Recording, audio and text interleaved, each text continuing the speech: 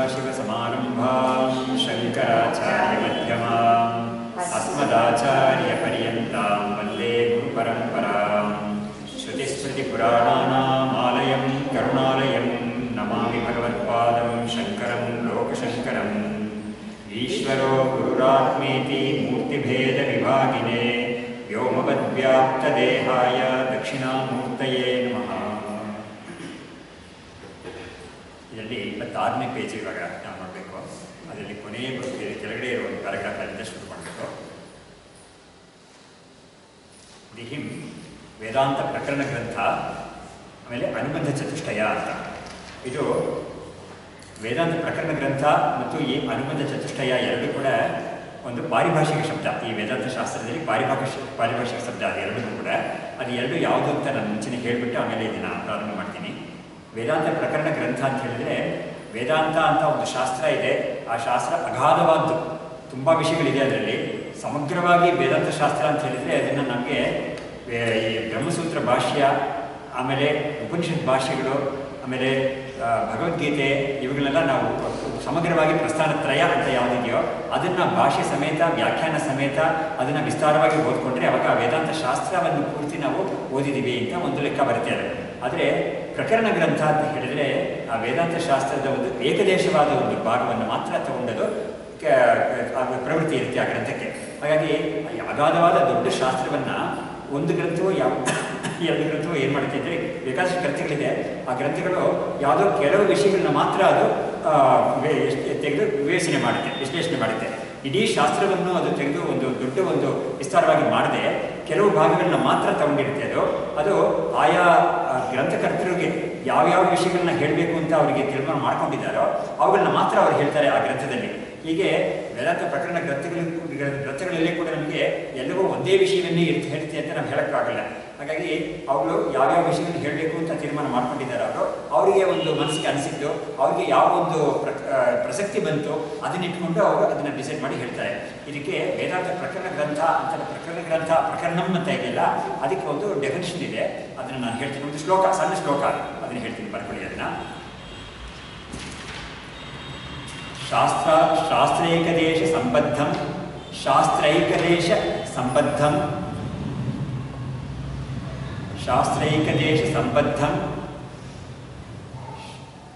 ಶಾಸ್ತ್ರ ಕಾರ್ಯಾಂತರೇ ಸ್ಥಿತಂ. ಶಾಸ್ತ್ರೈಕದೇಶ ಸಂಬದ್ಧಂ ಅದೊಂದು ಶಬ್ದ. ಶಾಸ್ತ್ರ ಕಾರ್ಯಾಂತರೇ ಸ್ಥಿತಂ.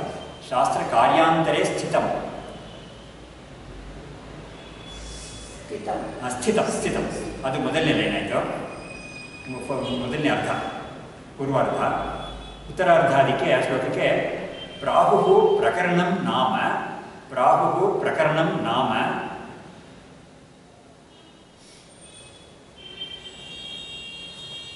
ಗ್ರಂಥಭೇದಂ ವಿಪಶ್ಚಿತಃ.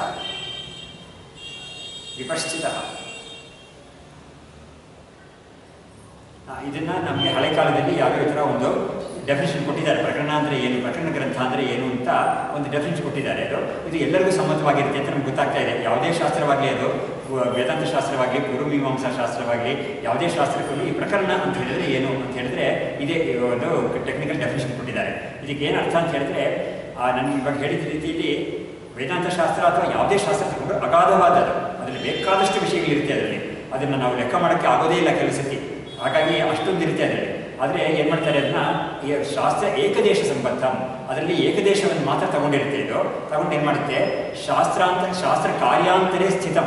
ಶಾಸ್ತ್ರ ಕಾರ್ಯ ಅಂತ ಹೇಳಿದ್ರೆ ಏನು, ಶಾಸ್ತ್ರ ಏನೇನು ಕಾರ್ಯ ಮಾಡುತ್ತೋ ಅದರಲ್ಲಿ ಯಾವುದಾದ್ರೂ ಒಂದು ಭಾಗವನ್ನು ಇದು ಮಾಡುತ್ತೆ. ಹಾಗಾಗಿ ಇವಾಗ ನೋಡಿ, ಇವಾಗ ವೇದಾಂತ ಶಾಸ್ತ್ರ ಅಂತ ಹೇಳಿದ್ರೆ ಅದು ನಿಮಗೆ ಅವಿದ್ಯಾ ಅಂದರೆ ಏನು ಅಂತ ದೊಡ್ಡ ವಿಚಾರ ಬರುತ್ತೆ ಅದರಲ್ಲಿ. ಅದೇ ಥರ ಮೋಕ್ಷ ಅಂದರೆ ಬೇಕಾದಷ್ಟು ವಿಚಾರ ಇರುತ್ತೆ ಅದರಲ್ಲಿ. ಆಮೇಲೆ ಮಹಾವಾಕ್ಯಾರ್ಥ ವಿಚಾರ ಅಂತ ಹೇಳಿದ್ರೆ ಬೇಕಾದಷ್ಟು ವಿಷಯ ಇರುತ್ತೆ ಅದರಲ್ಲಿ. ಆದರೆ ಅಷ್ಟಕ್ಕೂ ತಗೊಂಡು ಹೋಗ್ದೇನೆ ಕೆಲವು ಸತಿ ಅವಿದ್ಯಾ ಅಂತ ದೊಡ್ಡ ವಿಚಾರ ಮಾಡ್ದೇನೆ ಏನು ಮಾಡ್ತಾರೆ, ಒಂದು ಸಣ್ಣ ಗ್ರಂಥದಲ್ಲಿ ನಮಗೆ ಏನು ಹೇಳಬೇಕು ಅಷ್ಟು ಮಾತ್ರ ಹೇಳಿಬಿಟ್ಟು ನಿಮಗೆ ಮೋಕ್ಷಕ್ಕೆ ಏನಾದರೂ ಅನುಕೂಲ ಮಾಡಬೇಕು ಅಂತ ಹೇಳ್ಬಿಟ್ಟು ಮಾಡಿಬಿಟ್ಟು ಬಿಟ್ಬಿಡ್ತಾರೆ ಅದು. ಇವಾಗ ಉದಾಹರಣೆಗೆ ನಾವು ತಗೊಂಡ್ರೆ ಈ ಯಾವುದು ಈ ಉಪದೇಶ ಪಂಚಕಂ ಅಂತ ಇದೆಯಲ್ಲ, ಭಗವತ್ಪಾದ ಮಾಡಿರೋದು ವೇದೋ ನಿತ್ಯ ಮಧೀಯತ ಆ ಶ್ಲೋಕ ಇದೆ, ಆ ಗ್ರಂಥ ಇದೆಯಲ್ಲ, ಅದು 5 ಶ್ಲೋಕ ಇದೆ ಅದರಲ್ಲಿ. ಅದರಲ್ಲಿ ಉಪದೇಶ ಪಂಚಕಂ ಅನ್ನೋದ್ರಲ್ಲಿ ನಿಮಗೆ ಅವಿದ್ಯಾ ವಿಚಾರ ಎಲ್ಲ ಏನು ಜಾಸ್ತಿ ಬರೋದೇ ಇಲ್ಲ, ಅದರಲ್ಲಿ ಇಲ್ಲವೇ ಇಲ್ಲ ಅಂತ ಹೇಳ್ಬೋದು. ಹಾಗಾಗಿ ಅಂಥದ್ದೊಂದು ಪ್ರಕರಣ ಗ್ರಂಥ ಅಂತ ತಗೋಬೋದು. ಬಟ್ ಅದರಲ್ಲೂ ಕೂಡ ಏನಾಗುತ್ತೆ, ನಿಮಗೆ ಯಾರು ಈ ವೇದಾಂತ ಶಾಸ್ತ್ರಕ್ಕೆ ಅಥವಾ ಮೋಕ್ಷ ಮಾರ್ಗಕ್ಕೆ ಯಾರು ಅಧಿಕಾರಿಯಾಗಿರ್ತಾನೋ ಆ ವಿಷಯ ಬಂದ್ಬಿಟ್ಟಿರುತ್ತೆ ಅದರಲ್ಲಿ. ಆಮೇಲೆ ಅವ್ನು ಏನು ತಿಳ್ಕೋಬೇಕು ಅಂತ ಬಂದ್ಬಿಟ್ಟಿರುತ್ತೆ, ಅವ್ನು ತಿಳ್ಕೊಂಡ್ರೆ ಏನು ಪ್ರಯೋಜನ ಅನ್ನೋದು ಬಂದ್ಬಿಟ್ಟಿರುತ್ತೆ. ಹಾಗಾಗಿ ಅದರಲ್ಲಿ ಕೂಡ ನಮಗೆ ಶಾಸ್ತ್ರದ ಒಂದು ಪ್ರಕಾರ, ಶಾಸ್ತ್ರದ ಇಡೀ ಶಾಸ್ತ್ರದ ಒಂದು ಎಸೆನ್ಸ್ ನಮಗೆ ಅಲ್ಲಿ ಸಿಗುತ್ತೆ. ಆದರೆ ವಿಸ್ತಾರವಾಗಿ ಇಂಥ ಒಂದು ಯಾವ ವಾದಗಳಿದೆಯೋ ಅದರಲ್ಲಿ ಪ್ರತಿಬಿಂಬವಾದ, ಅವಚ್ಛೇದವಾದ, ಆಭಾಸವಾದ ಅಂತ ಅವುಗಳೆಲ್ಲ ಡಿಸ್ಕಷನ್ಸ್ ಎಲ್ಲ ಅದರಲ್ಲಿ ಇರೋದಿಲ್ಲ. ಹೀಗಾಗಿ ನೋಡಿ, ಇವಾಗ ಪಂಚದಶಿ ಗ್ರಂಥ ತಗೊಂಡ್ರೆ ಅದು ಪ್ರಕರಣ ಗ್ರಂಥನೇ, ಆದರೆ ಅದರಲ್ಲಿ ಈ ವಿಚಾರ ಬಂದಿರುತ್ತೆ, ಈ ಆಭಾಸವಾದ ವಾದಗಳ ವಿಚಾರ ಬಂದಿರುತ್ತೆ. ಬಟ್ ಅದರಲ್ಲೂ ಕೂಡ ಎಷ್ಟೋ ವಿಷಯಗಳನ್ನ ನಾವು ಮಾಡಿರಲ್ಲ, ವಿಚಾರ ಮಾಡಿರಲ್ಲ ಅದರಲ್ಲಿ. ಹೀಗೆ ಒಂದೊಂದು ಪ್ರಕರಣದಲ್ಲೂ ಕೂಡ ಇಡೀ ಶಾಸ್ತ್ರದ್ದು ಎಲ್ಲ ವಿಚಾರವನ್ನು ಮಾಡೋಕ್ಕೆ ಹೋಗೋದು ಸಾಧ್ಯವಿಲ್ಲ, ಅದು ಕಷ್ಟ. ಅವಾಗ ಏನು ಮಾಡಬೇಕಾದ್ರೆ ಬ್ರಹ್ಮಸೂತ್ರ ಭಾಷೆ ಥರ ಒಂದು ದೊಡ್ಡ ಭಾಷೆ ಬರೀಬೇಕಾಗುತ್ತೆ. ಅದರಲ್ಲಿ ಕೂಡ ಏನಾಗಿದೆ, ಕೆಲವು ವಿಷಯಗಳನ್ನ ವಿಸ್ತಾರವಾಗಿ ಹೇಳಿಲ್ಲ ಶಂಕರಾಚಾರ್ಯರು ಅಂತ ಏನು ಮಾಡಿರ್ತಾರೆ, ವ್ಯಾಖ್ಯಾನ ಮಾಡೋರು ಸ್ವಲ್ಪ ಜಾಸ್ತಿಯಾಗಿ ಅದನ್ನು ಮಾಡಿರ್ತಾರೆ. ಅವರು ಶಂಕರಾಚಾರ್ಯ ಏನು ಮಾಡ್ತಾರೆ, ಕೆಲವು ಕಡೆ ಅದನ್ನು ಸ್ವಲ್ಪ ಅದನ್ನು ಒಂದು ಸೂಚನೆ ಕೊಟ್ಟಿರ್ತಾರೆ, ಸೂಚಕವಾಗಿ ಹೇಳಿರ್ತಾರೆ. ಅದನ್ನು ಏನು ಮಾಡ್ತಾರೆ, ವ್ಯಾಖ್ಯಾನ ಮಾಡೋರು ಅದನ್ನು ವಿಸ್ತಾರವಾಗಿ ಹೇಳ್ತಾರೆ. ಹೀಗೆ ಮಾಡೋದುಂಟು. ಆಮೇಲೆ ಕೆಲವು ಸತಿ ಭಾಷೆಯಲ್ಲಿ ಕೆಲವು ಸತಿ ಏನಾಗಿರುತ್ತೆ, ಹೇಳದೇ ಇರೋ ವಿಷಯ ಕೂಡ ಇರುತ್ತೆ ಕೆಲವರು. ಹಾಗಾಗಿ ವಾರ್ತಿಕ ಅಥವಾ ವ್ಯಾಖ್ಯಾನ ಬರೆಯೋರು ಏನು ಮಾಡ್ತಾರೆ, ಆ ಹೇಳದೇ ಇರೋ ವಿಷಯವನ್ನು ಕಂಡಿಡಿದು ಇವ್ರು ಹೇಳ್ತಾರೆ. ಅದನ್ನು ಇದು ಹೇಳಬೇಕು, ಹೇಳಿದ್ರೆ ಸರಿಯಾಗಿರುತ್ತೆ ಅಂತ ಗೊತ್ತು. ಬಟ್ ಅವ್ರನ್ನ ಇದನ್ನು ಹೇಳಲಿಲ್ಲ ಅಂತ ಶಂಕರಾಚಾರ್ಯ ಮೇಲೆ ಆಪಾದನೆ ಯಾರು ಮಾಡಲ್ಲ. ಆದರೆ ಅವರಿಗೆ ಅದು ಬೇಕಿರಲಿಲ್ಲ, ಆ ಸಮಯದಲ್ಲಿ ಬರೆಯಕ್ಕೆ ಬೇಕಿರಲಿಲ್ಲ, ಪ್ರಸಕ್ತಿ ಇರಲಿಲ್ಲ ಅಂತ. ಆದರೆ ಇವ್ರೇನು ಮಾಡ್ತಾರೆ, ಇದನ್ನು ನಾವು ಹೇಳ್ಕೊಡುವಾಗ ಏನಾಗುತ್ತೆ, ಅದನ್ನು ನಾವು ಹೇಳಿದ್ರೆ ಸರಿಯಾಗಿರುತ್ತೆ ಅಂತ ಹೇಳ್ಬಿಟ್ಟು ಹೇಳ್ತಾರೆ. ಅದಕ್ಕೆ ವಾರ್ತಿಕಂ ಅಂತ ಬಂದಾಗ ಏನಾಗುತ್ತೆ, ಉಕ್ತ ಅನುಕ್ತ ದುರುಕ್ತ ಚಿಂತ ವಾರ್ತಿಕಂ ಅಂತ ಬಂದು ಇದೆ. ವಾರ್ತಿಕಂ ಅಂತ ಒಂದಿದೆ, ಅದಕ್ಕೆ ಬೇಕಾದ್ರೆ ಬರ್ಕೋಬಹುದು. ಅದು ದೊಡ್ಡ ಡೆಫಿನಿಷನ್ ಇಲ್ಲ, ಇಷ್ಟೇ ಹೇಳಿರೋದಕ್ಕೆ. ಉಕ್ತ ಅನುಕ್ತ ದುರುಕ್ತ ಚಿಂತ ಅಂತ, ಉಕ್ತಾನುಕ್ತ ದುರುಕ್ತ ಚಿಂತ ವಾರ್ತಿಕಂ, ಚಿಂತಾ ಗ್ರಂಥ ವಾರ್ತಿಕಂ ಅಂತ. ಉಕ್ತ ಅನುಕ್ತ ದುರುಕ್ತ ಚಿಂತಾ ವಾರ್ತಿಕಂ ಅಂತ. ಹೀಗೆ ಆ ಭಾಷೆಯಲ್ಲಿ ಅಥವಾ ಯಾವ ಮೂಲ ಗ್ರಂಥವನ್ನು ತಗೊಂಡಿದ್ದಾರೋ ಅದರಲ್ಲಿ ಅವರು ಹೇಳಿರೋ ವಿಷಯವನ್ನ ವಿವರಣೆ ಮಾಡ್ತಾರೆ, ಹೇಳದೇ ಬಿಟ್ಟಿದ್ದ ವಿಷಯವನ್ನು ಕೂಡ ತೆಗೆದು ಹೇಳ್ತಾರೆ. ಆಮೇಲೆ ಸರಿಯಾಗಿ ಹೇಳಿಲ್ಲ ಅವರು ಅಂತ ಇವರಿಗೇನಾದ್ರು ಅನ್ಸಿದ್ರೆ ಅದನ್ನು ಕೂಡ ಹೇಳ್ತಾರೆ ಅಂತ ಬರ್ತದೆ. ಹೀಗೆ ಈ ಶಾಸ್ತ್ರ ಕಾರ್ಯಾಂತರೇ ಸ್ಥಿತಂ, ಆಮೇಲೆ ಪ್ರಾಹು ಅದನ್ನು ಪ್ರಕರಣಂ ಅಂತ ಹೇಳ್ತಾರೆ. ಯಾರು ಅಂತ ಹೇಳಿದ್ರೆ ಅದನ್ನು ವಿಷಯ ತಿಳಿದವರು ಪ್ರಕರಣಂ ಅಂತ ಅದಕ್ಕೆ ಹೆಸರಿ. ಪ್ರಕರಣಂ ಗ್ರಂಥಭೇದ, ಒಂದು ಗ್ರಂಥ ವಿಶೇಷಕ್ಕೆ, ಯಾವುದೋ ಒಂದು ಗ್ರಂಥಕ್ಕೆ ಪ್ರಕರಣಂ ಅಂತ ಹೇಳ್ತಾರೆ ಅವರು. ಆ ಗ್ರಂಥ ಏನು ಮಾಡುತ್ತೆ ಅಂತ ಹೇಳಿದ್ರೆ, ಇಡೀ ಶಾಸ್ತ್ರದಲ್ಲಿ ಯಾವುದಾದ್ರೂ ಒಂದು ಕೆಲವು ಭಾಗವನ್ನು ಮಾತ್ರ ತಗೊಂಡಿರುತ್ತೆ. ಆಮೇಲೆ ಶಾಸ್ತ್ರದ ಒಂದು ಕಾರ್ಯಾಂತರದಲ್ಲಿ ಅದು ಅದನ್ನೇ ಗುರಿಯಾಗಿ ಇಟ್ಕೊಂಡು ಮಾಡುತ್ತೆ ಅದು. ಹೀಗೆ ಪ್ರಕರಣಂ ಅಂತ ಅದಕ್ಕೆ ಹೆಸರು. ಹೀಗೆ ಈ ದಕ್ಷಿಣಾಮೂರ್ತಿ ಅಷ್ಟಕ ಅಂತ ನಾವು ಹೇಳ್ತೀವಲ್ಲ, ಅದು ಒಂದು ಪ್ರಕರಣ ಗ್ರಂಥ ಅಂತ ಗುರುತು ಮಾಡಿದ್ದಾರೆ. ಅದರಲ್ಲಿ ನಮಗೆ ಅದರ ಲಕ್ಷಣ ಎಲ್ಲ ಬರುತ್ತೆ ನಮಗೆ. ಹಾಗಾಗಿ ಅದನ್ನು ವಿವರಣೆ ಮಾಡೋಕ್ಕಾಗಿ ಈ ಭಾಗ ಬಂದಿರೋದು, ನಮಗೆ ಇವತ್ತು ನೋಡಬೇಕಾದ ಭಾಗ ಅದನ್ನು ವಿವರಣೆ ಮಾಡೋಕ್ಕೆ ಬಂದಿರೋದು. ಆಮೇಲೆ ಅನುಬಂಧ ಚತುಷ್ಟಯ ಅಂತ ಒಂದು ಮಾಡಿದಾರಲ್ಲ, ಅದು ಕೂಡ ಯಾವುದು ಅಂತ ಹೇಳಿದ್ರೆ ನಿಮಗೆ ಬರ್ಕೊಂಡಿರೋ ಗೊತ್ತಿಲ್ಲ ನನಗೆ. ಬಟ್ ಒಂದು 4 ವಿಷಯ ಇದೆ ಅದರಲ್ಲಿ. ಅಧಿಕಾರಿ, ವಿಷಯ, ಸಂಬಂಧ ಮತ್ತು ಪ್ರಯೋಜನ ಅಂತ ಇದು ಬರ್ಕೊಂಡಿರ್ತಾರೆ. ಎಷ್ಟೋ ಸತಿ ಬಂದಿದೆ ಅದು. ಹೀಗೆ ಈ ಅನುಬಂಧ ಚತುಷ್ಟಯ ಅನ್ನೋದನ್ನ ಖಂಡಿತ ಹೇಳಲೇಬೇಕಾಗುತ್ತೆ. ಯಾಕಂದರೆ ಯಾರಿಗಾಗಿ ಈ ಒಂದು ಗ್ರಂಥವನ್ನು ನಾವು ಬರಿತಾ ಇದ್ದೀವಿ ಅಂತ ಒಂದು ಹೇಳಬೇಕಾಗುತ್ತೆ, ಗ್ರಂಥಕರ್ತ ಹೇಳಬೇಕಾಗುತ್ತೆ. ಅದನ್ನು ಬಾಯ್ಬಿಟ್ಟು ಹೇಳದೆ ಹೋದ್ರೆ ಕೂಡ ಸೂಚನೆ ಕೊಟ್ಟಿರಬೇಕಾಗುತ್ತೆ, ಅದನ್ನು ಬಾಕಿಯವ್ರು ಕಂಡಿಡ್ಕೊಂಡು ನೋಡ್ಕೊಳ್ಳಿ ಅಂತ. ಹೀಗೆ ಅನುಬಂಧ ಚತುಷ್ಟಯ ಅನ್ನೋದು ಇಲ್ಲದೆ ಹೋದರೆ ಆ ಗ್ರಂಥವನ್ನು ಓದಕ್ಕೆ ಯಾರು ಮುಂದೆ ಬರೋದೇ ಇಲ್ಲ. ಯಾಕಂದರೆ ಇದು ನೀವು ಹೇಳಿದ್ದಾರೋ, ಯಾರಿಗೆ ಹೇಳಿದ್ದಾರೋ, ಏನು ಹೇಳಿದ್ದಾರೋ ಅಂತ ಒಂದು ನಿಂತೋಗ್ಬಿಡುತ್ತೆ.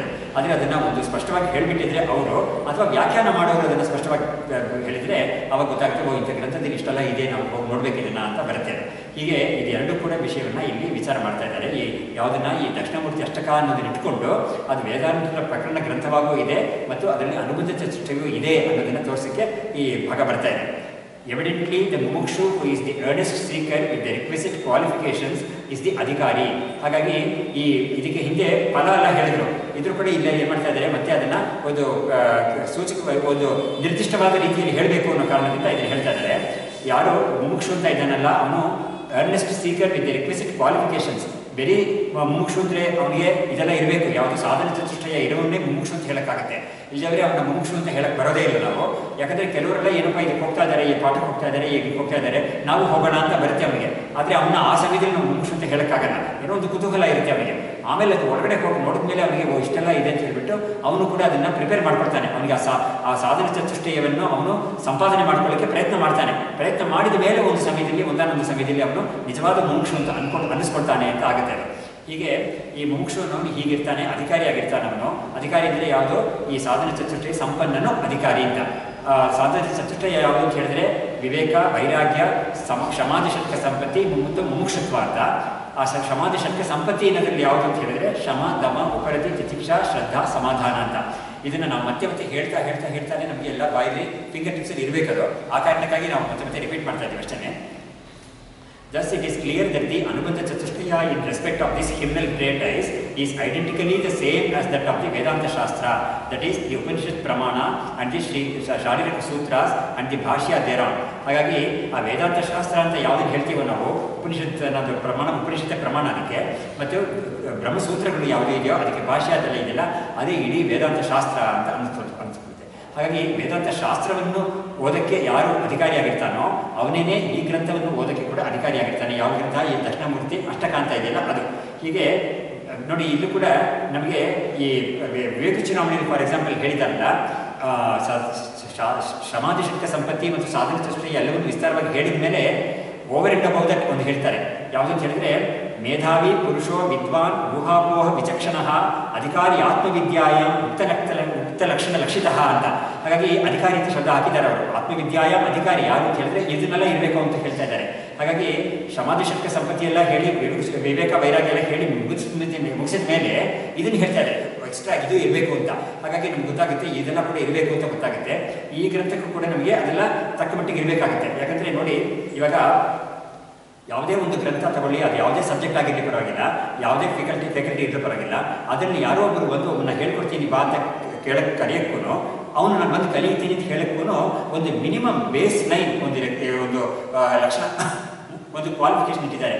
ಅದೇನು ಅಂತ ಹೇಳಿದ್ರೆ, ನಮ್ಮ ಯೋಗ ವಾಸಿಷ್ಠ ಅಂತ ಗ್ರಂಥ ಇದೆಯಲ್ಲ, ಅದರಲ್ಲಿ ಪ್ರಾರಂಭದಲ್ಲಿ ಹೇಳ್ತಾರೆ, ಅತ್ಯಂತ ಮಗ್ನ ನೋ ತಜ್ಞ ಸೋಸ್ಮಿನ್ ಶಾಸ್ತ್ರೆ ಅಧಿಕಾರವಾನ್ ಅಂತ. ಅತ್ಯಂತ ಅಜ್ಞನಾಗಿದ್ದರೆ ಅವನಿಗೆ ಬರಕ್ಕೆ ಏನು ಪ್ರಯೋಜನನೇ ಇಲ್ಲ. ಯಾಕಂದರೆ ಇವ್ರು ಏನು ಹೇಳಿದ್ರು ಗೊತ್ತೇ ಆಗಲ್ಲ.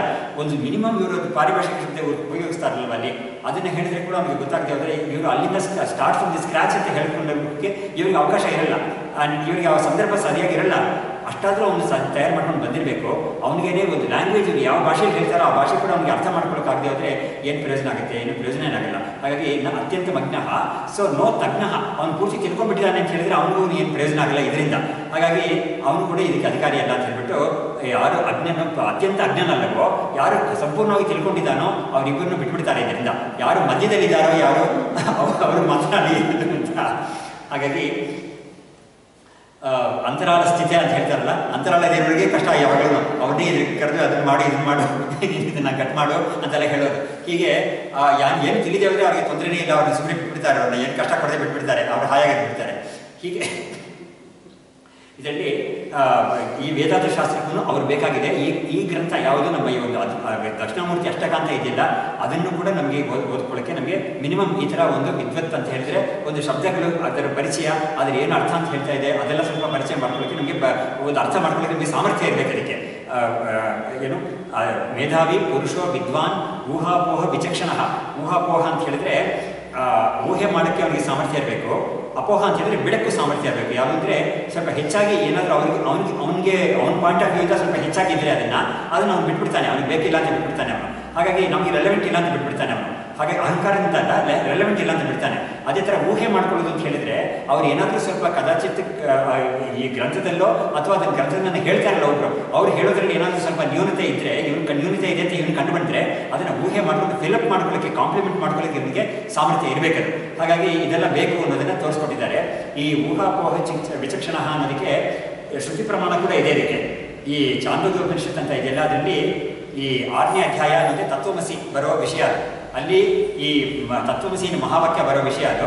ಅಲ್ಲೇನೆ ಉದ್ದಾಲಕ ಮತ್ತು ಶ್ವೇತಕೇತು ಅನ್ನೋರಿಗೆ ಡೈಲಾಗ್ ಅಂತ ಇದೆಲ್ಲ ಸಂಭಾಷಣೆ ಅಂತ ಬರುತ್ತೆ, ಸಂವಾದ ಬರುತ್ತೆ. ಅದರಲ್ಲಿ ಇದೆಲ್ಲ ಬರುತ್ತೆ. ಇದರಲ್ಲಿ 9 ಬಾರಿ ಈ ತತ್ವಮಸಿ ಬರೋದ್ರಲ್ಲಿ 1 ಬಾರಿ ಹೇಗೆ ಬರುತ್ತೆ ಅಂತ ಹೇಳಿದ್ರೆ, ಪಂಡಿತೋ ಮೇಧಾವಿ ಗಂಧಾರಾನೇವ ಉಪಸಂಪದ್ಯತೆ ಅಂತ ಬರುತ್ತೆ. ಏನಂದರೆ ಒಬ್ಬ ಗಂಧಾರ ದೇಶಕ್ಕೆ ಸೇರಿದವನು, ಅದರ ದೇಶಗಳು ಬೇರೆ ಬೇರೆ ಇದೆ, ಅದರಲ್ಲಿ ಒಂದು ಹೆಸರು ಸುಮ್ಮನೆ ಕೊಟ್ಟಿದ್ದಾರೆ ಅಷ್ಟೇ. ಹಾಗಾಗಿ ಏನೋ ಒಂದು ಕೊಡಬೇಕಲ್ಲ ಅಂತ ಕೊಟ್ಟಿದ್ದಾರೆ, ಒಂದು ಹೆಸರು ಕೊಡಬೇಕಲ್ಲ ಅಂತ. ಹಾಗಾಗಿ ಇದಕ್ಕೆ ನೋಡಿ, ಇದಕ್ಕೆ ಒಂದು ಪ್ರಸಂಗ ಇದೆ, ಸ್ವಲ್ಪ ಹ್ಯೂಮರಸ್ ಆಗಿರುತ್ತೆ ಅದು. ಈ ಹೆಸರು ಯಾತಕ್ಕೆ ಹೇಳಿದ್ರು ಅಂತ ಒಬ್ಬರಿಗೆ ಪ್ರಶ್ನೆ ಬರ್ಬೋದು. ಆವಾಗ ಇದನ್ನು ಎಷ್ಟೋ ದೇಶಗಳಿತ್ತು, ಮಗಧ ದೇಶ ಅಂತ ಇತ್ತು, ಗಂಧಾರ ದೇಶ ಅಂತ ಇತ್ತು, ಇನ್ನು ಏನೇನೋ ದೇಶಗಳಿತ್ತು. ಆವಾಗ ಪಾಟಲಿಪುತ್ರ ಅಂತ ಇತ್ತು, ಅದನ್ನ ಯಾತಕ್ಕೆ ಹೇಳಿಲ್ಲ, ಇದನ್ನ ಯಾತಕ್ಕೆ ಹೇಳಿದ್ರು ಅಂತ ಪ್ರಶ್ನೆ ಮಾಡ್ಬೋದು ಯಾರಾದರೂ. ಇದಕ್ಕೆ ಏನು ಮಾಡಿದ್ದಾರೆ ಅಂದರೆ, ನಮ್ಮ ಸಂಸ್ಕೃತ ವಾಂಗ್ಮಯದಲ್ಲಿ ಅಶೋಕವನಿಕಾ ನ್ಯಾಯ ಅಂತ ಒಂದು ಹೇಳಿದ್ದಾರೆ. ಅದನ್ನು ಅಂದರೆ ರಾವಣ ಸೀತೆಯನ್ನು ಅಶೋಕವನದಲ್ಲಿ ತಗೊಂಡು ಇಟ್ಟಿದ್ನಲ್ಲ, ಅವಾಗ ಯಾರೋ ಒಬ್ಬರು ಪ್ರಶ್ನೆ ಮಾಡಿದ್ರಂತೆ, ರಾವಣನಿಗೆ ಬೇಕಾದಷ್ಟು ವನಗಳಿದ್ದಾನೆ. ಇವಾಗ ನಮಗೆ ವಿಲ್ಸನ್ ಗಾರ್ಡನ್ ಅಂತ ಒಂದಿದೆ, ಚಿಕ್ಕಣ್ಣ ಗಾರ್ಡನ್ ಅಂತ ಒಂದಿದೆ, ಬೇಕಾದಷ್ಟು ಗಾರ್ಡನ್ಸ್ ಇದೆ. ಇನ್ಫ್ಯಾಕ್ಟ್ ಇವಾಗ ಗಾರ್ಡನ್ಸ್ ಅಂತ ಏನು ಕಾಣಿಸ್ತಾ ಇಲ್ಲ ಇಲ್ಲಿ, ಆದರೆ ಒಂದೊಂದು ಕಾಲದಲ್ಲಿ ಬೇಕಾದಷ್ಟು ಮರಗಳು ಗಿಡಗಳೆಲ್ಲ ಇತ್ತು ಕಾಣುತ್ತೆ, ಅದಕ್ಕೆ ಗಾರ್ಡನ್ ಅಂತ ಹೆಸರಿಟ್ಟಿದ್ರು. ಹೀಗೆ ಶಾಮಣ್ಣ ಗಾರ್ಡನ್ ಕೂಡ ಎಲ್ಲೋ ಇದೆ ಅಂತ ಕಾಣುತ್ತೆ. ಹೀಗೆ ಬೇಕಾದಷ್ಟು ವನಗಳು ಅವರಿಗೆ ರಾವಣನಿಗೆ ಇದ್ದಾಗ ಈ ಅಶೋಕವನದಲ್ಲೇ ತಗೊಂಡೋಗಿ ಯಾಕೆ ಅವಳನ್ನ ಇಟ್ಟ ಅಂತ ಒಂದು ಪ್ರಶ್ನೆ ಮಾಡಿದ್ರು. ಅವಾಗ ಅವರು ಅಕಸ್ಮಾತ್ ಅವನ ರಾಮಾಯಣದಲ್ಲಿ ಅವರು ಈ ಅಶೋಕವನಕ್ಕೆ ಬದಲು ಬೇರೆ ಏನಾದರೂ ಶಬ್ದ ಹಾಕಿದ್ರು ಕೂಡ ಅದಕ್ಕೆ ಅದನ್ನೇ ಅಲ್ಲಿ ತಗೊಂಡೋಗಿಟ್ಟ ಅಂತ ಇನ್ನೊಬ್ರು ಯಾರೋ ಪ್ರಶ್ನೆ ಮಾಡ್ಬೋದು ಕುತರ್ಕದಿಂದ. ಹಾಗಾಗಿ ಇದಕ್ಕೆ ಕೊನೆ ಮೊದಲೇ ಇಲ್ಲ ಅಂತ ಹೇಳ್ಬಿಟ್ಟು, ಇದಕ್ಕೆ ಉತ್ತರ ಕೊಡೋಕ್ಕೆ ಸಾಧ್ಯವೂ ಇಲ್ಲ ಅಂತ ಹೇಳ್ಬಿಟ್ಟು ಅದಕ್ಕೆ ಅಶೋಕವನಿಕ ನ್ಯಾಯ ಅಂತಾನೆ ಒಂದು ಹೇಳ್ತಿದ್ದಾರೆ. ಹಾಗಾಗಿ ಅದೇ ಥರ ಇಲ್ಲೂ ಬರುತ್ತೆ ಅದು. ಹಾಗಾಗಿ ನಾನು ಅದು ಸುಮ್ಮನೆ ಪ್ರಸಂಗವಶ ಅಂತ ಹೇಳಿದೆ. ಇಲ್ಲಿ ಗಂಧಾರ ದೇಶಕ್ಕೆ ಸೇರಿದ ಒಬ್ಬನ್ನ ಕೆಲವು ಕೆಟ್ಟ ಜನಗಳು ಏನು ಮಾಡಿದ್ದಾರೆ, ಒಂದು ಕಾಡಲ್ಲಿ ಒಂದು ದೊಡ್ಡ ಮಹಾ ಅಟವಿಯಲ್ಲಿ ಮಧ್ಯದಲ್ಲಿ ಕರ್ಕೊಂಡೋಗಿ ಬಿಟ್ಬಿಟ್ಟಿದ್ದಾರೆ, ಕಣ್ಣು ಕಟ್ಟಿ ಬಿಟ್ಬಿಟ್ಟಿದ್ದಾರೆ. ಅವಾಗ ಅವನು ಗೊತ್ತಾಗಿದೆ ಅವನಿಗೆ ಎಲ್ಲೋ ಬೇರೆ ಕಡೆಯಲ್ಲೋ ಬಂದಿದ್ದೀವಿ ಅಂತ, ಆದರೆ ಅವನಿಗೆ ಎಲ್ಲಿದ್ದೀವಿ ಏನಿದ್ದೀವಿ ಏನು ಗೊತ್ತಾಗ್ತಾ ಇಲ್ಲ ಅವನಿಗೆ. ಅಂಥ ಒಂದು ಸಮಯದಲ್ಲಿ ಅವನ ಒಂದು ಕಷ್ಟವನ್ನು ನೋಡಲಾರದೆ ಯಾರೋ ಒಬ್ರು ಆ ಕಡೆ ಹೋಗ್ತಾ ಇರೋರು ಒಳ್ಳೆಯವರು ಅವನಿಗೆ ಕಣ್ಣು ಬಿಚ್ಚಿ, ಅವನಿಗೆ ಕಣ್ಣು ಕಟ್ಟಿರೋದನ್ನ ಬಿಚ್ಚಿ ಅವನಿಗೆ ಕೇಳ್ತಾರೆ, ಯಾವ ಊರಿಗೆ ಸೇರಿದವನು, ಎಲ್ಲಿಗೆ ಹೋಗ್ಬೇಕು ನೀನು ಅಂತ. ಆವಾಗ ಅವನು ಹೇಳ್ತಾನೆ, ನಾನು ಗಂಧಾರ ದೇಶಕ್ಕೆ ಸೇರಿದವನು, ಅಲ್ಲಿಗೆ ಹೋಗ್ಬೇಕು ನಾನು ಅಂತ ಹೇಳ್ತಾರೆ. ಆವಾಗ ಅವ್ರು ಏನು ಮಾಡ್ತಾರೆ, ಅವನಿಗೆ ಒಂದು ದಾರಿ ಹೇಳ್ತಾರೆ ಅವನಿಗೆ. ಯಾಕಂದರೆ ಅವರಿಗೆ ಗೊತ್ತಿದೆ ಆ ಜಾಗಕ್ಕೆ ಹೇಗೆ ಹೋಗಬೇಕು, ಆ ಸ್ಪಾಟಿಂದ ಎಲ್ಲಿಗೆ ಹೋಗಬೇಕು ಅಂತ ಅವ್ರಿಗೆ ಗೊತ್ತಿದೆ. ಯಾಕಂದರೆ ಅವರು ಸ್ವಲ್ಪ ಆ ಕಡೆಯಲ್ಲಿ ತುಂಬ ಓಡಾಡಿದ್ದಾರೆ ಅಂತ ಗೊತ್ತಾಗುತ್ತೆ. ಆದರೆ ಅವನ್ನ ಕರ್ಕೊಂಡು ಹೋಗೋಕೆ ಆಗಲ್ಲ ಅವರಿಗೆ ಖಂಡಿತ, ಅಂತ ಒಂದು ಸ್ಥಿತಿ ಅದು. ಅವ್ರು ಏನು ಮಾಡ್ತಾರೆ, ಅವನಿಗೆ ಇಂಥ ಕಡೆಗೆ ಹೋಗಬೇಕು ಅಂತ ಅವನಿಗೆ ದಾರಿ ಎಲ್ಲ ಹೇಳ್ತಾರೆ ಅವರು. ನೋಡಿ, ಇಷ್ಟು ದೂರ ನೀನು ಹೋದ್ಮೇಲೆ ನಿನಗೆ ಅಲ್ಲಿ ಒಂದು ಲ್ಯಾಂಡ್ ಮಾರ್ಕ್ ಹೇಳ್ತಾರೆ, ಅಲ್ಲಿ ಒಂದು ಸಣ್ಣ ಒಂದು ಕೊಳ ಇರುತ್ತೆ ಅಂತ ಹೇಳೋಣ, ಒಂದು ಕೆರೆ ಇರುತ್ತೆ ಅಂತ. ಅಲ್ಲಿಂದ ನೀನು ಬಲಗಡೆ ತಿರ್ಕೊಂಡು ಹೋಗಬೇಕಾಗುತ್ತೆ. ಅಲ್ಲಿ ಸ್ವಲ್ಪ ದೂರ ಹೋದ್ಮೇಲೆ ಒಂದು ದೊಡ್ಡ ಆಲದ ಮರ ಇರುತ್ತೆ, ಅಲ್ಲಿಂದ ನೀನು ಆ ಕಡೆ ತಿರ್ಕೊಂಡು ಹೋಗಬೇಕು ಅಂತ ಅಷ್ಟೆಲ್ಲ ಹೇಳಿರ್ತಾರೆ. ಅವನು ಒಂದು ಐದೋ ಆರೋ ಅವರು ಲ್ಯಾಂಡ್ ಮಾರ್ಕ್ಸ್ ಹೇಳಿದರೆ ಅದನ್ನೆಲ್ಲ ಮನಸ್ಸಲ್ಲಿ ತಗೊಳ್ಳೋಕ್ಕೆ ಅವನಿಗೆ ಸಾಮರ್ಥ್ಯ ಇರಬೇಕು, ರಿಸೀವ್ ಮಾಡ್ಕೊಳ್ಳೋಕ್ಕೆ, ಅದನ್ನು ಧಾರಣೆ ಮಾಡ್ಕೊಳ್ಳೋಕ್ಕೆ, ಅರ್ಥ ಮಾಡ್ಕೊಂಡು ಧಾರಣೆ ಮಾಡ್ಕೊಳ್ಳೋಕ್ಕೆ ಸಾಮರ್ಥ್ಯ ಇರಬೇಕು. ಯಾಕಂದರೆ ಧಾರಣೆ ಮಾಡ್ಕೊಂಡು ಒಂದ್ಸತಿ ಅವ್ನು ಹೇಳಿದ್ದನ್ನು ಕೇಳಿಸ್ಕೊಂಡಿದ್ದ, ಆದರೆ ಧಾರಣೆ ಮಾಡ್ಕೊಳ್ದೇವ್ರೆ ಏನಾಗುತ್ತೆ ಅಂತ ಹೇಳಿದ್ರೆ ಎರಡನೇದು ಮೂರನೇದು ಲ್ಯಾಂಡ್ ಮಾರ್ಕ್ ಹೋಗಿದ್ಮೇಲೆ ಅವನಿಗೆ ತಬ್ಬಿಬಾಗ ಹೋಗ್ಬಿಡ್ತಾನೆ. ಅವನಿಗೆ ಇನ್ನು ಮುಂದಕ್ಕೆ ಹೇಗೆ ಹೋಗಬೇಕು ಅಂತ ಆಗೋಗುತ್ತೆ. ಹಾಗಾಗಿ ಅವನು ಪೂರ್ತಿ ಎಲ್ಲವನ್ನೂ ಚೆನ್ನಾಗಿ ತಿಳ್ಕೊಂಡಿರಬೇಕು, ಗ್ರಹಿಸ್ಕೊಳ್ಳೋಕ್ಕೆ ಅವನಿಗೆ ಸಾಮರ್ಥ್ಯ ಇರಬೇಕು ಅಂತ ಹೇಳ್ಬಿಟ್ಟು ಅವನಿಗೆ ಪಂಡಿತೋ ಮೇಧಾವಿ ಅಂತ ಹೇಳ್ತಾರೆ. ಶಬ್ದ ಉಪನಿಷತ್ತಲ್ಲೇ ಬರುತ್ತೆ ಅದು. ಹಾಗಾಗಿ ಶಂಕರಾಚಾರ್ಯರು ಕೂಡ ಅಲ್ಲಿ ಹೇಳ್ತಾರೆ, ಅಲ್ಲಿ ಹೇಳ್ಬಿಟ್ಟು ಒಂದು ರಿಮಾರ್ಕ್ ಮಾಡ್ತಾರೆ ಅವರು. ಹಾಗೇನೆ ಇಲ್ಲೂ ಕೂಡ ಇದನ್ನ ಸರಿಯಾಗಿ ತಿಳ್ಕೊಳ್ತೇ ಹೋದ್ರೆ ಏನಾಗುತ್ತೆ, ದಾರಿಯಲ್ಲಿ ಬೇರೆ ಯಾವುದಾದ್ರೂ ಒಂದು ಆಕರ್ಷಣೆ ಅವನು ಬಂದ್ಬಿಟ್ರೆ ಅಲ್ಲಿ ಹೊರಟೋಗ್ತಾನೆ ಅವನು, ಇದಕ್ಕೆ ಮುಂದಕ್ಕೆ ಹೋಗಲ್ಲ ಅವನು. ಆ ಥರ ಒಂದು, ಯಾಕಂದರೆ ನೋಡಿ ಅಲ್ಲಿ ಕೂಡ ಅವನು ದಾರಿ ಹೋಗೋನು ಅದನ್ನು ಸರಿಯಾಗಿ ಗ್ರಹಣ ಮಾಡ್ಕೊಳ್ಳಿಲ್ಲ, ಅವನಿಗೆ ಸರಿಯಾದ ಶ್ರದ್ಧೆನೂ ಇಲ್ಲದೆ ಹೋದರೆ ಅವನು ಬೇರೆ ಏನೋ ಶಬ್ದಗಳು ಎಲ್ಲೋ ಸ್ವಲ್ಪ ಆಟ ಏನೋ ಅಂತ ಹೇಳಿದ್ರೆ ಅದನ್ನ ನೋಡ್ಕೊಂಡು ಬಟ್ ಅಲ್ಲೇ ನಿಂತ್ಬಿಡ್ತಾನೆ, ಅಥವಾ ಬೇರೆ ಯಾವುದೋ ದಾರಿ ತಪ್ಪು ಹೋಗ್ಬಿಡ್ತಾನೆ ಅವನು. ಇದೆಲ್ಲ ಸಾಧ್ಯತೆ ಇದೆ ಅಂತ ಹೇಳ್ಬಿಟ್ಟು ಅವನು ಇದರಲ್ಲಿ ತುಂಬ ನಿರತನಾಗಿರಬೇಕು. ಇದರಲ್ಲಿ ಇದು ಬೇಕೇ ಬೇಕು ಅಂತ ಇರಬೇಕು, ಅದೆಲ್ಲ ಅದರಲ್ಲಿ ಸೇರುತ್ತೆ ಅದು. ಸೊ ಹಾಗಾಗಿ ಪಂಡಿತೋ ಮೇಧಾವಿ ಅಂತ ಹೇಳ್ಬಿಟ್ಟು ಅಲ್ಲಿ ಬರುತ್ತೆ ಅದು. ಅದನ್ನೇ ಶಂಕರಾಚಾರ್ಯರು ಅಲ್ಲೂ ಹೇಳಿದ್ದಾರೆ. ಇಂಥ ವಿಷಯಗಳಲ್ಲಿ ಇಲ್ಲಿ ಕೂಡ ನಮಗೆ ಮಿನಿಮಮ್ ಬೇಕಾಗುತ್ತೆ. ಹಾಗಾಗಿ ಇಂಟೆಲೆಕ್ಟ್ ಅನ್ನೋದು ಚೆನ್ನಾಗಿ ಶಾರ್ಪ್ ಆಗಿರಬೇಕು ಅನ್ನೋದಕ್ಕೆ ಅಲ್ಲಿ ಕೂಡ ವಿಷಯ ಬರುತ್ತೆ ಅದು. ಹಾಗಾಗಿ ಇಲ್ಲೂ ಕೂಡ ಅದನ್ನು ಚೆನ್ನಾಗಿ ಅರ್ಥ ಮಾಡೋಕ್ಕೆ ಸಾಧ್ಯವಿದ್ರೆ ನಮಗೆ ಇದು ಮುಂದಕ್ಕೆ ಹೋಗುತ್ತೆ, ಅದು ತಲೆ ಒಳಗಡೆ ಹೋಗುತ್ತೆ, ಅದು ಇಲ್ಲವರೆ ಪ್ರಯೋಜನ ಆಗಲ್ಲ ಅನ್ನೋ ಕಾರಣದಿಂದ ಅದೆಲ್ಲ ಇರಬೇಕು ಅಂತ ಹೇಳಿದ್ರು. ಇಂಡೀಡ್ ಇಟ್ ಈಸ್ ಎ ವೇದಾಂತ ಪ್ರಕರಣ ಗ್ರಂಥ, ಎ ಮ್ಯಾನ್ಯುವಲ್ ಫಾರ್ ಎಕ್ಸಲೆನ್ಸ್ ಅಂತ. ಹಾಗಾಗಿ ಮ್ಯಾನ್ಯುವಲ್ ಅಂತ ಹೇಳಿದ್ದಾರೆ.